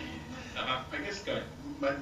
My observation is that I've been reading Ignatius Loyola's exercises and reading about his life a little bit in the journey that he took, his Nikia. And then I'm looking at Jung and active imagination, and it seems as though maybe instead of scripture, he's opened up Fraser's Golden Bough. But is there any history of Jung and any commentary on Ignatius and his work? Yes, there is. He mentions the spiritual exercises a number of times, and he went into some detail in that discussion here at this university where we're sitting in Zurich, the Federal Institute of Technology, ETH. in the late 1930s, he gave a series of lectures comparing active imagination and the spiritual exercise of Loyola.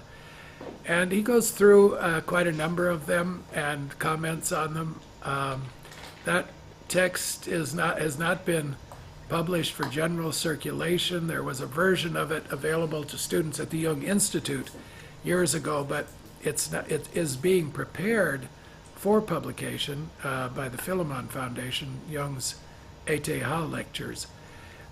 The conclusion is that the spiritual exercises use very much what Jung was using in active imagination. In other words, you open your mind to images, you dialogue with them, you put yourself into their presence, so on and so forth. The difference is, he says that the spiritual exercises are directed from outside. You're given assignments, go to this scene, read this scripture.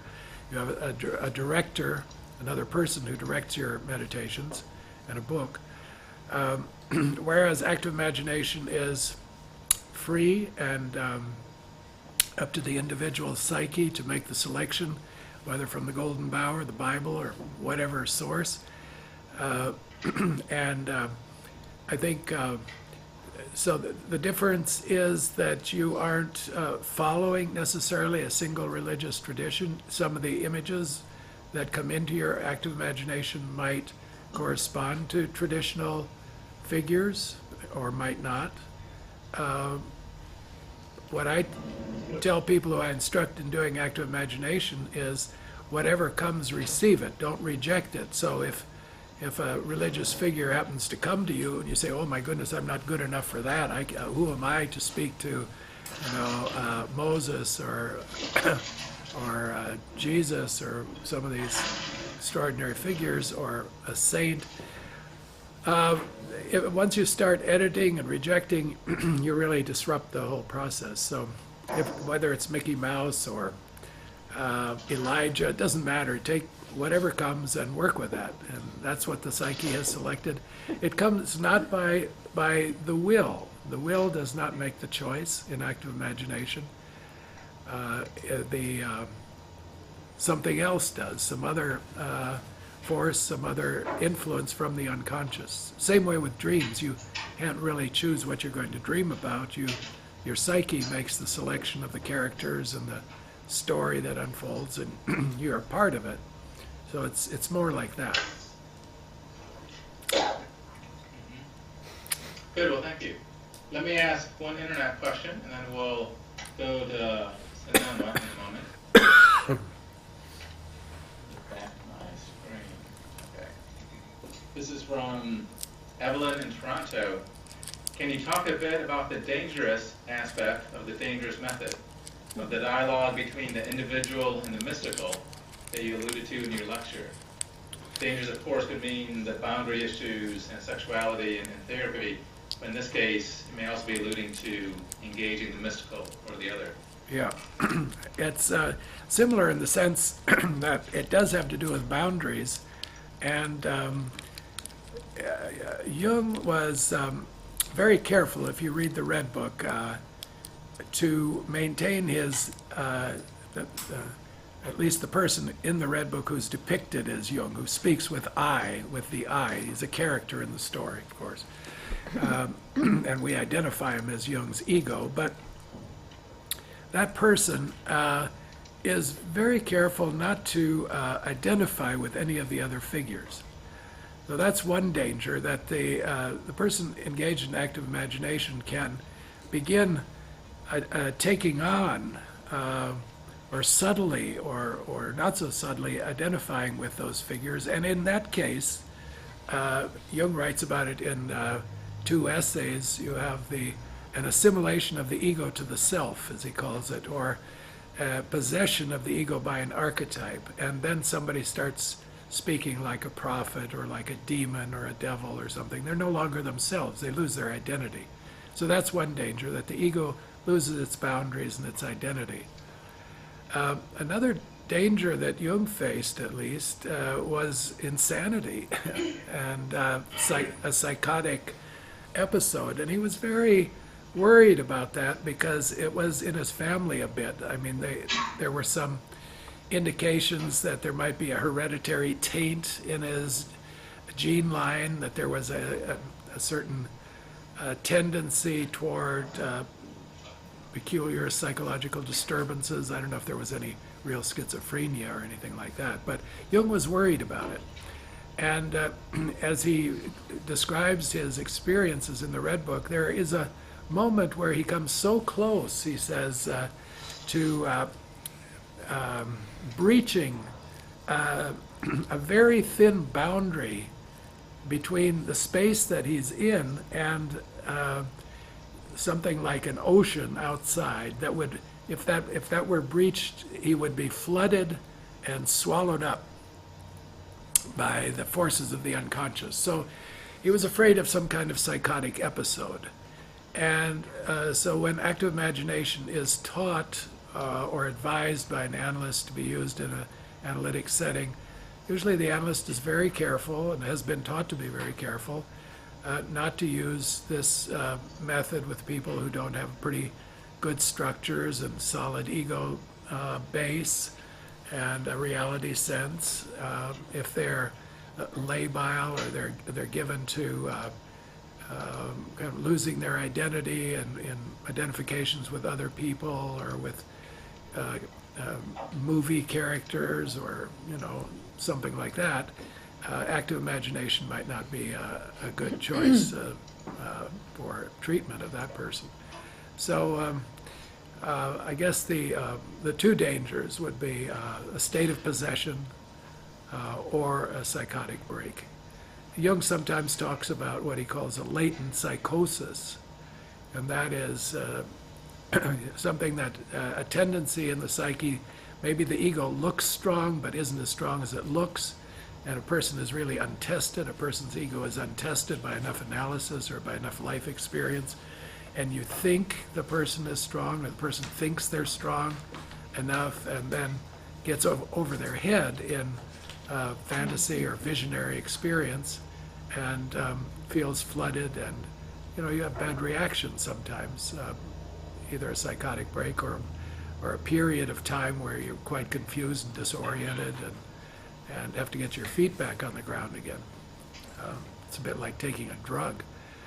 For some people can take drugs and have good trip after good trip, and other people take one and they flip out. And so it's those are the dangers that one thinks of. Yeah, thank you. And how about California? Laurel, any questions? Yes, we have a number of questions. Murray, I wanted to say that I loved where you ended before the break with the image of the gold in the sun and spirituality. And I wondered if we could just hold as a kind of a tension and explore, on the one hand, that sense or image of God as gold and sun and light, and on the other be thinking of individuation in the way that we descend into darkness and through shadow, personal, familial, cultural, collective, etc. Kind of the dark accretes, and we might get light through that, but we're nevertheless working through shadow issues in the individuation path. And so I think sometimes we tend to combine that God image with all the shadow, the material. It's like in the Bible they talk about seeing through the glass darkly. It's as if the light's coming through and we see these dark shapes and we say, well, that must be the self, because Jung tends to say that the self can be dark and light. But I'm wondering if at heart and essence there isn't a lightness to it that Jung really never got to develop. I just want to say a little bit more, a little bit more in the Red Book. I feel like the Red Book in part is like a mystery text, and there are parts of it, images in it, where you can see the light shining through, and those are the places where he has very transformative experiences. For example, the lion, if you remember the lion and the fire, the transformation with Salome, Yes, the crucifixion, Mm-hmm. there's kind of coming through, and it's as if he he'll note an image, but if you feel into that image, you know that there must be a lot more going on, but he doesn't unpack it and he doesn't explore it. And I also, just one last thing, just kind of layering all this. You know, I loved you starting with death as the doorway and the dream with the young girl and the dove. And my memory of that dream is that he's sitting at a table of emerald green marble. Is that your memory? Yes, yes. Yeah. And you know, I've always wondered, is he aware of Islamic Sufism? Because emerald green is the highest spiritual state. And it's as if in that dream, there's something about, you know, spirituality and that highest level, but also something maybe leading into dark. There might be some opposites playing there that then gets played out throughout the Red Book, you know. Yeah. This is so multi-leveled. I don't even know where to begin. And It's good. what here has a passage from Jung to read about green and greening, which is so interesting too, and the green gold and alchemy. But maybe if you can just go, maybe hear your thoughts. Well, yes, I like what you said very much. The darkness does belong to the individuation process. There's no question about that. And one often begins with the dark. Somewhere Jung said, you know, the first step in coming to terms with the self is dealing with the shadow, and that means the unaccepted and unacceptable parts of one's personality and one's instinctual life or whatever one has rejected. And that's a tremendous work in itself, and you see that in the Red Book in Scrutinies, in the first part where Jung really takes himself to task for his narcissism and his arrogance and, you know, things that other people noticed about him quite a lot, and they thought that he didn't know about it, but he recognized it in himself, and he really goes after himself there, and that kind of self-scrutiny and calling oneself to order and dealing with one's shadow parts is absolutely essential. You can't, in Jung's view, you can't really get to the light in a convincing way unless you've dealt with the dark. So, but the dark isn't the end of the story either. You know, in the mandala that he drew in 1916, it's an appendix to the Red Book. It's called the Systema Mundatotius. At the top he has the figure of Phanes, that's the light, and at the bottom he has the figure of Abraxas and the worm, and that's the opposite of the light. And they both belong to the mandala. The mandala for Jung is the best symbol of the self, and it's a container of everything. Well, as he goes on, as you see those paintings in the Red Book, that's very early, 1916.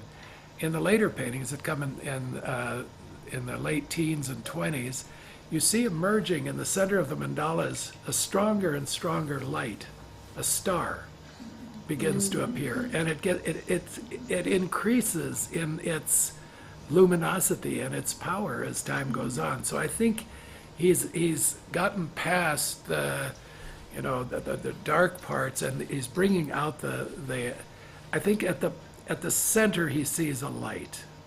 I think that's why he's so fascinated with Phanes. In a footnote, Sonu Shamdasani says, Phanes is Jung's God. And I think he's absolutely right. And Phanes is a Greek word that means light. He comes out of the egg. He's born out of night. And so I think Jung was very, very focused on the light, but it's not so easy to get to. Even in that early dream where he has, the phallus dream, there's a light coming out of the top of the phallus. And so the light is extremely important. Of course, in the religious traditions and the mystical traditions, the light is, the signal of God's presence. Absolutely. I just also in response to your question, because individuation is so important, let me just put this statement. This is from also from Psychology and Alchemy. And at the end of part 2, where he's talking about Wolfgang Pauli's dreams, that wonderful series of dreams that he amplifies using alchemical imagery and thought, he has this amazing paragraph where he says, and maybe I can go in closer for people who are looking on the television. Oops, I'm going the wrong way. There. a little too much. There. If the motif of the mandala is an archetype, it ought to be a collective phenomenon. Theoretically, it should appear in everyone. In practice, however, it's to be met with in distinct form in relatively few cases, though this does not prevent it from functioning as a concealed pole around which everything ultimately revolves. He's really talking about the self. Now, this sentence.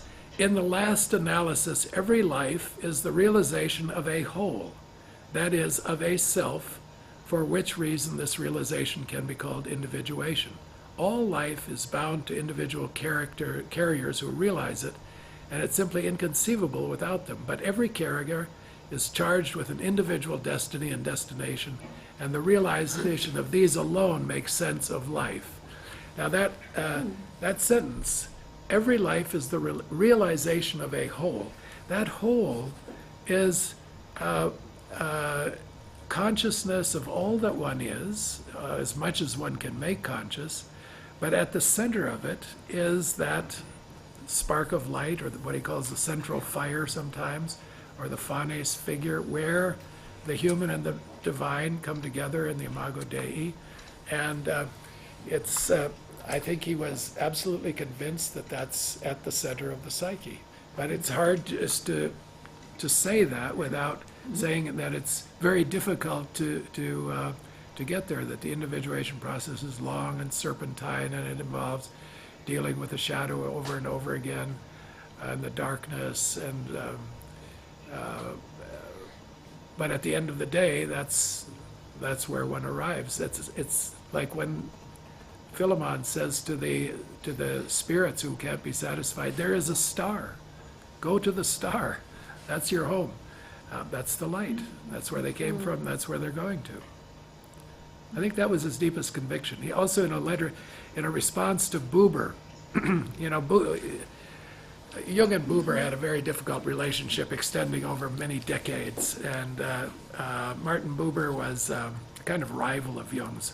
Emma was very fond of Martin Buber. She went to listen to him a number of times. I think Jung felt some rivalry toward Buber. And Buber had this wonderful sense of the mystical and the Hasidim, his studies of the Hasids and so on.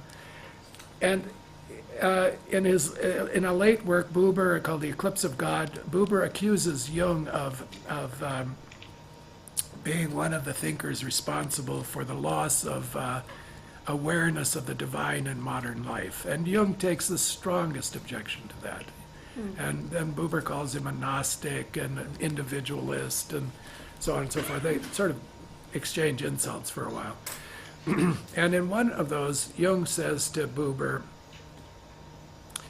let me just be poetic for a moment. Now he's stepping outside of his persona as the scientist and the psychiatrist, because until then he said, I'm not a philosopher, I'm not a theologian, I'm just an empiricist and a psychologist, and I don't make any claims. Why do you call me a Gnostic? It's nonsense. Buber then says, well, there's this little character called Abraxas that I've heard of. Well, then Jung responds, okay. And Jung says, let me just be poetic for a moment. Let's say that in the beginning, God put a light, phos, that's a Greek word for light, phos, into the human soul, and that it's the task of every individual in the course of their life, as much as possible, to uncover that light. That's what I'm thinking. But he says, let me just be poetic for a moment and say this in a kind of light way. But what he's doing is really confessing his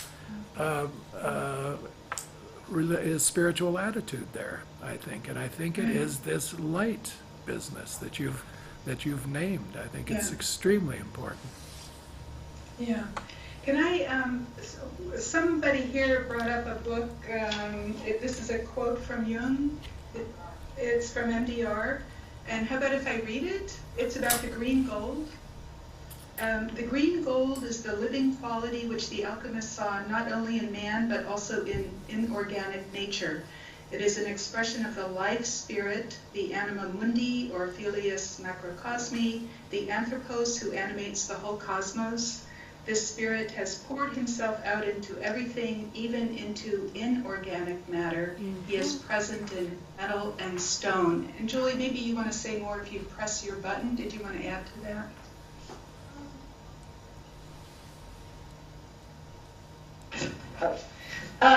It was part of a dream that Jung had, seeing Christ at the foot of his bed.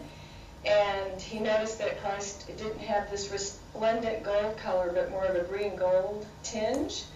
And he was comforted by, he was very actually disturbed by this sort of numinous experience of seeing Christ as a vision at the foot of his bed, until he made a connection with the alchemical image of the El Qadir, the Holy Spirit, as the greening, the God's breath, breathing the life force into all. And I thought that it was significant because as Von Franz brought up, it shows his taking not just the bright solar Christ light image, but also seeing that the collective has a recognition of this life force that exists. It's not separate from, but we think it's separate from God or the human symbols, but it actually exists in the cosmos. And I was just wondering if you had anything more to unpack about his spiritual perspective from that experience, that dream he had, and his writings about Hermes, El Qadir, the Viriditas and the alchemical process, that kind of thing. Well, I think you've said it. I think he, when he writes, again, I think he uses alchemy to, as a kind of code. He'll write about alchemy, and then all of a sudden he gives you his own thinking about it. And in Mysterium Conjunctionis, in the last section that he calls, this is 1955, quite late, Jung, he calls it the meaning of the conjunction, I think, is the title of the chapter. And he talks about Dorn and 3 stages of individuation. The unio mentalis, which is the kind of ego spirit building, where you separate the soul from the body and you connect it to the spirit, and then that reconnects to the body and enlivens the body, and you have this coming back to life of a dead body. And then the third stage, and he said very few people reach this stage, is connecting this product, the second stage, to the anima mundi. And the anima mundi is concept from the Middle Ages that that the world is animated by a soul. That it's since the Enlightenment and the scientific revolution and so on, the material world is treated as soulless, lifeless. We can do pretty much anything we want to with it and not damage anything of spiritual value. But in the Middle Ages, all the rocks and the plants and the trees were considered to be part of God's world, and the anima mundi was God's thoughts or God's imagination present in the world. God externalizes himself, and in his imagination, because it's God, his imagination has the capacity to create an objective world. So he's kind of projecting himself, but it takes a material form, and the world is that, or the cosmos is that material form, and that is an expression of God's imagination, and it's inhabited by a soul. And the human being can come in contact with that in the third stage of development, and what that means is that they have a spiritual awareness that extends beyond themselves and beyond, let's say, personal relationships, which many people do manage to achieve, but actually goes out into the wider world. And so you get a sense of the soul of animals. That's fairly easy still.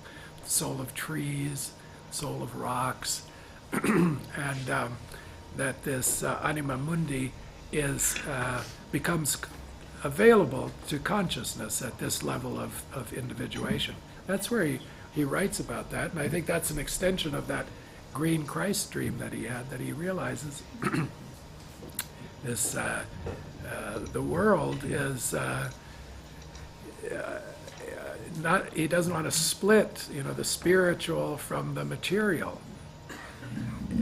In his writings about alchemy, he says if you go back to the 17th century and before, the material and the spiritual worlds weren't split. They were unified. They were one.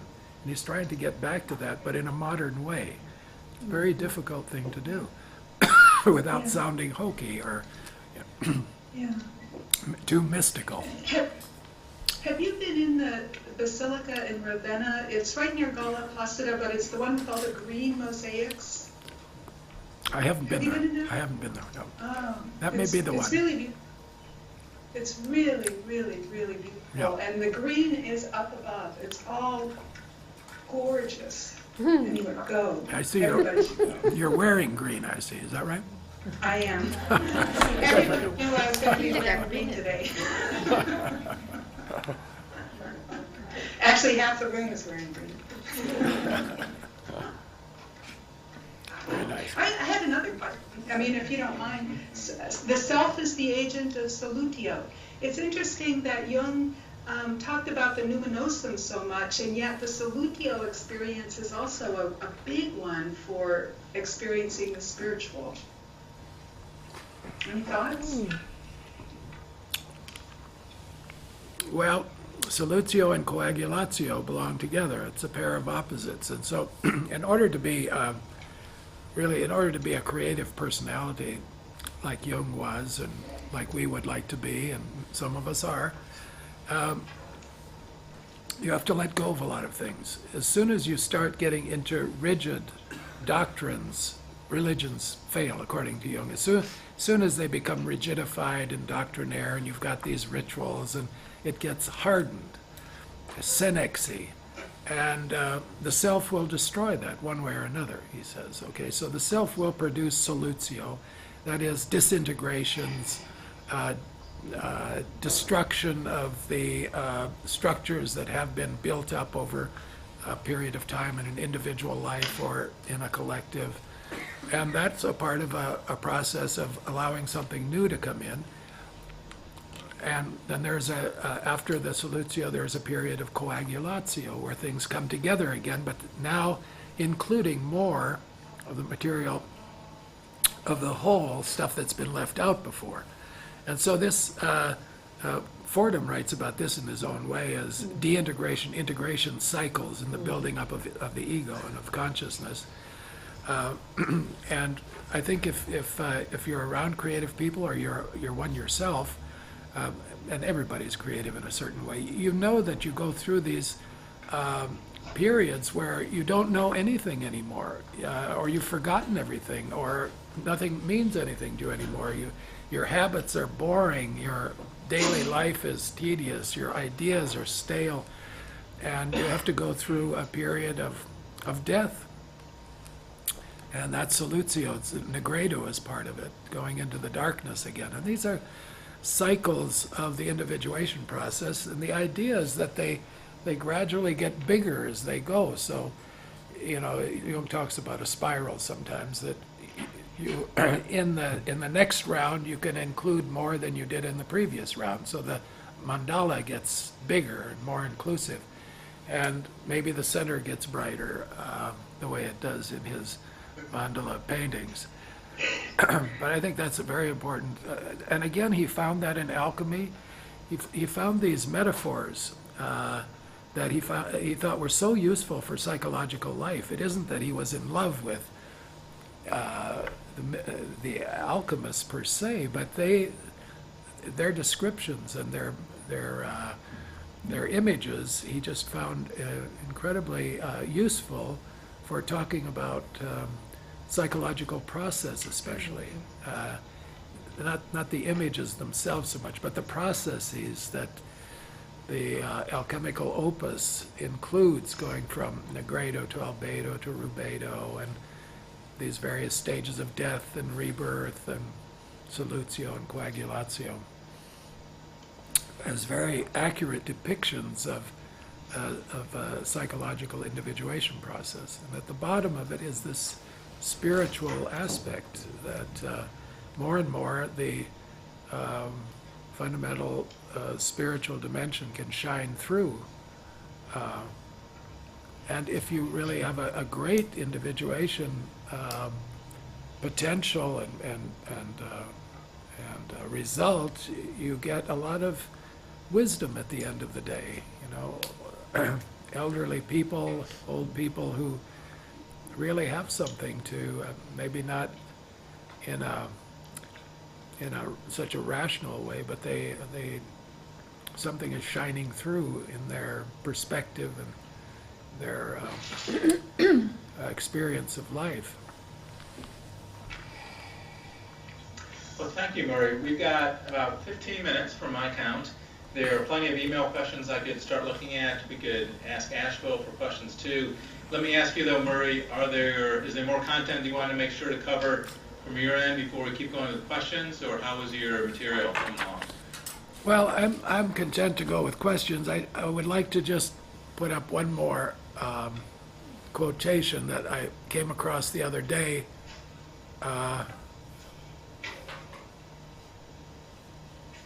I'm sure many of you have seen this before, but it's a good reminder.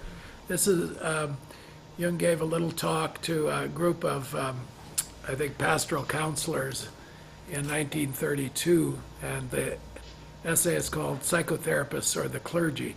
And what I wanted to focus on in this third part was how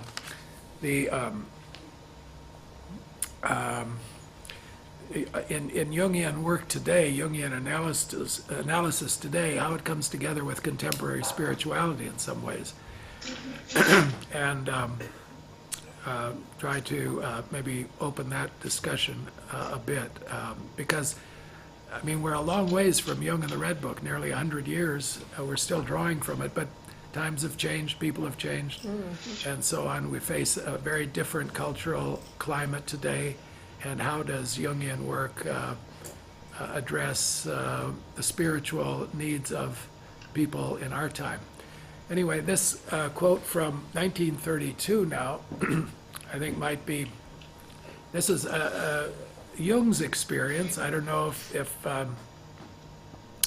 Jungian analysts around the world would agree with this today or not, but he said, among all my patients in the second half of life, that is to say over 35, maybe today we'd say over 40, since life expectancy is a little longer, there has not been one whose problem in the last resort was not that of finding a religious outlook on life. It is safe to say that every one of them fell ill because he had lost what the living religions of every age have given to their followers, and none of them has been really healed who did not regain his religious outlook. This, of course, has nothing whatever to do with a particular creed or membership of a church. And that's pretty vintage Jung.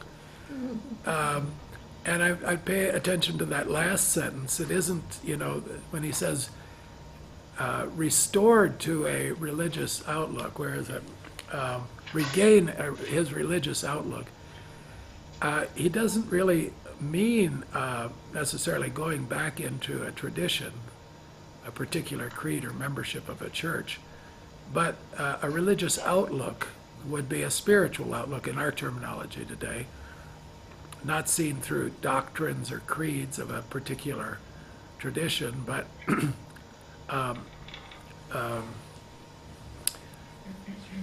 coming into a living contact with the symbolic, let's say. That's a spiritual outlook, is a sense of the symbolic and a sense of meaning in life that's larger than just preservation of oneself and one's family and one's financial situation or one's material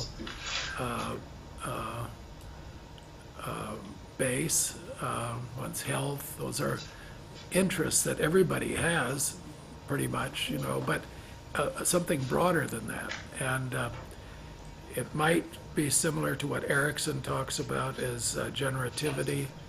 But even beyond that, I think a religious outlook or a spiritual outlook really has to do with being in contact with something of the mystery and the unus mundus and the anima mundi and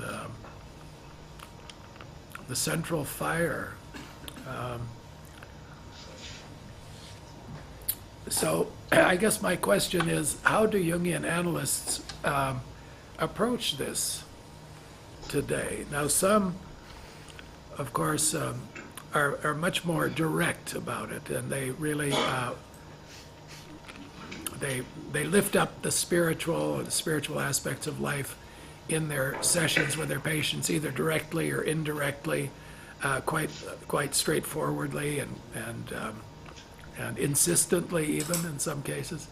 Others are very hesitant to put forward such ideas or such an approach, and go very lightly on symbolic interpretations of dreams, for example, or synchronistic events, or the meaning of this or that. Tend toward a more reductive approach. So it's certainly not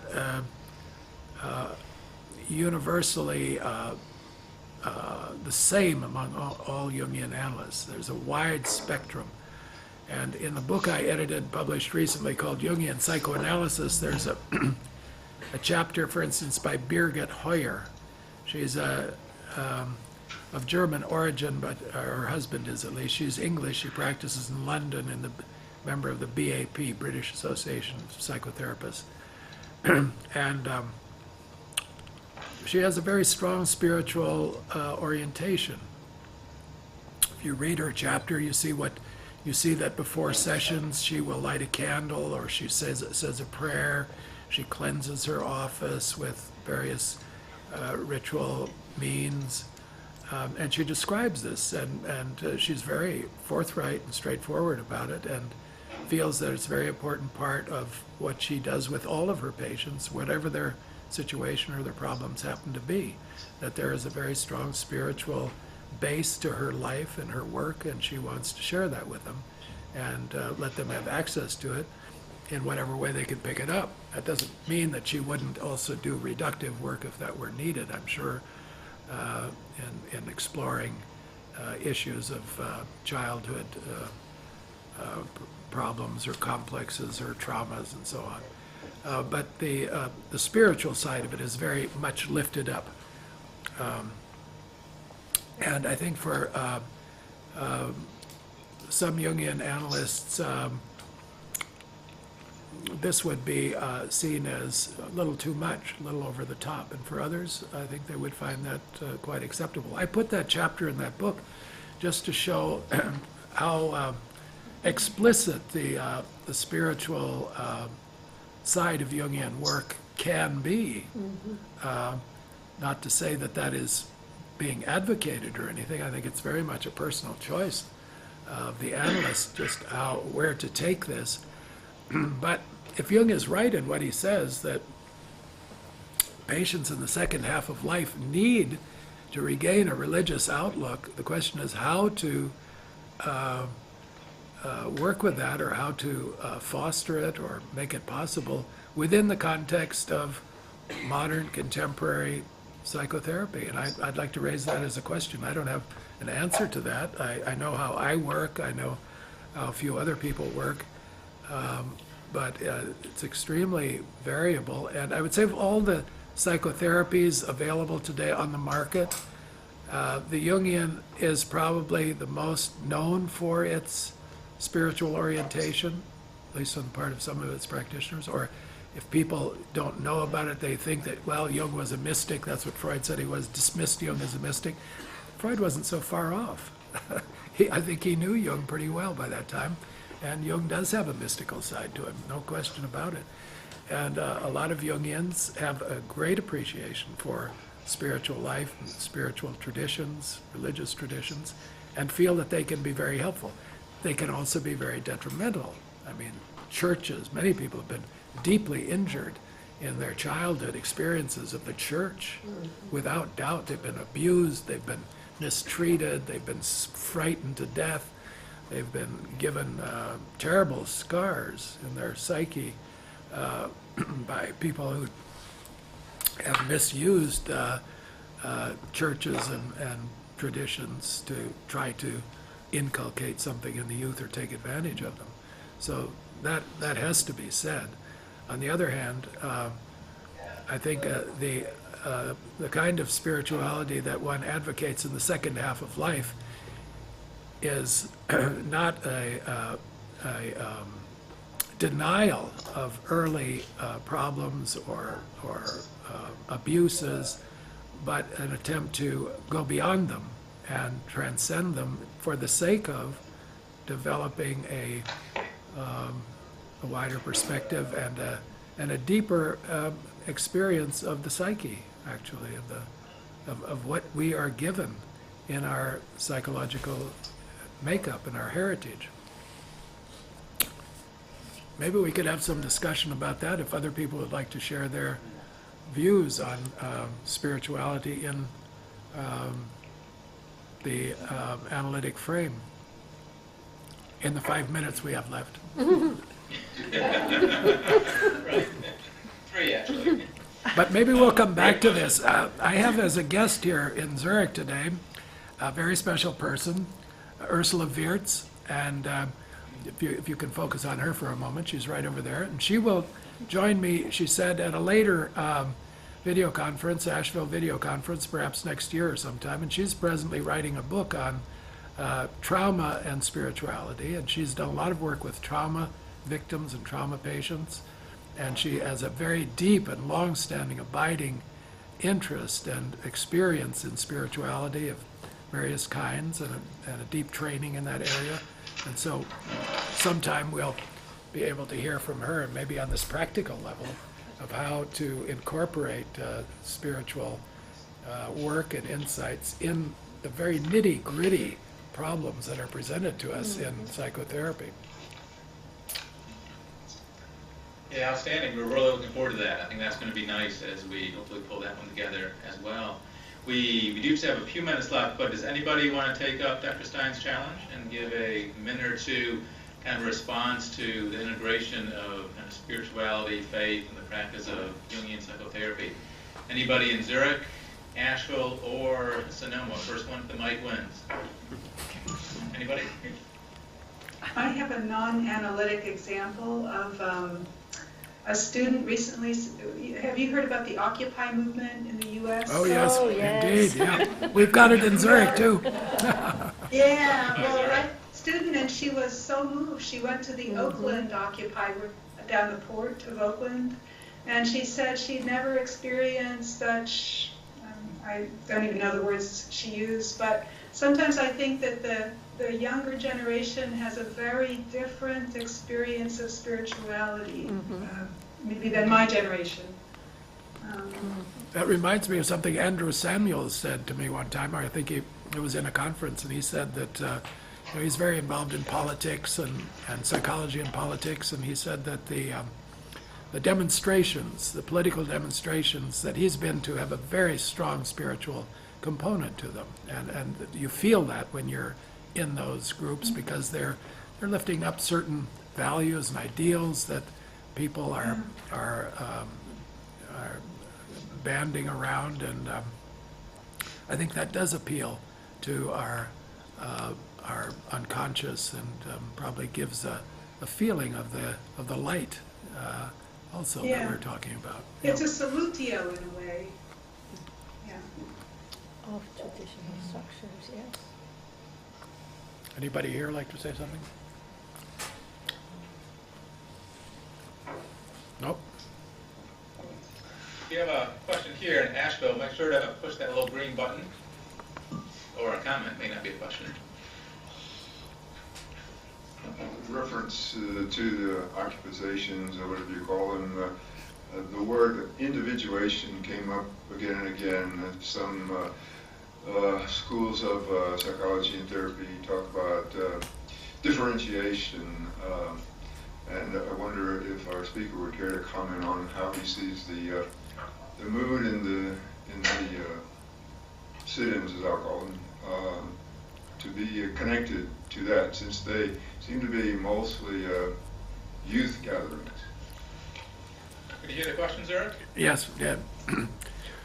Well, I wrote about the individuation process in a book called The Principle of Individuation, and there I describe two major movements in the individuation process. One is called separation, and the other one is called integration. This is similar to what we were talking about before with solutio and coagulatio. And the separation has to do with separation of inner and outer objects from the ego, from other important people, maybe identifications with other people, from what Jung called participation mystique, coming to oneself as an individual.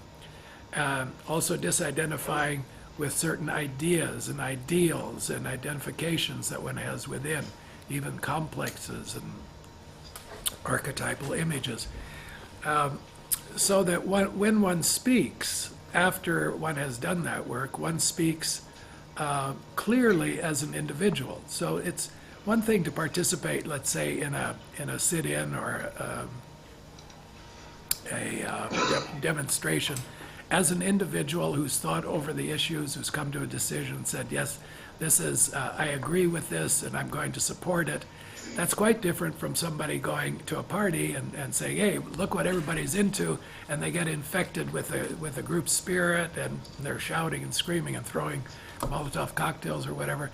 And that's a kind of mob mentality that can descend, and that's not individuation. That's the opposite of individuation. It's a state of possession. Jung was extremely wary of group process on a mob level. And for good reason. If you think about Europe during the First World War, where there were all these groups of enthusiasts going off to war and a tremendous inflation of victory, and then in the Germany in the 30s, the marches and the parades and all of that, and people getting caught up in these collective possessions. He was extremely allergic to that, and so he advised people to stay away and form their own inner lives in solitude. He said in groups you descend to the lowest common denominator of consciousness. So there is that danger.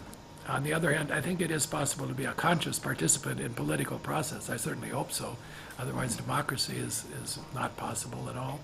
But I think you have to tread carefully going into places where strong feelings and projections are created in a group, because it's very magnetic and it's very hard to resist once you're caught up in it. You very easily become possessed by group mentality. Well, thank you so much. I want to mention that there were quite a few questions, and we appreciate all the input from people around the world with this. As always, we're never able to answer all the questions, so I apologize if your question wasn't answered. Do remember February, we have two potential dates coming up, one with the most dangerous method, and the other with Pierce letters, and we'll get more information out to you shortly about that. So in closing, I just want to thank Dr. Stein one more time. You did a marvelous job, and thank you very much.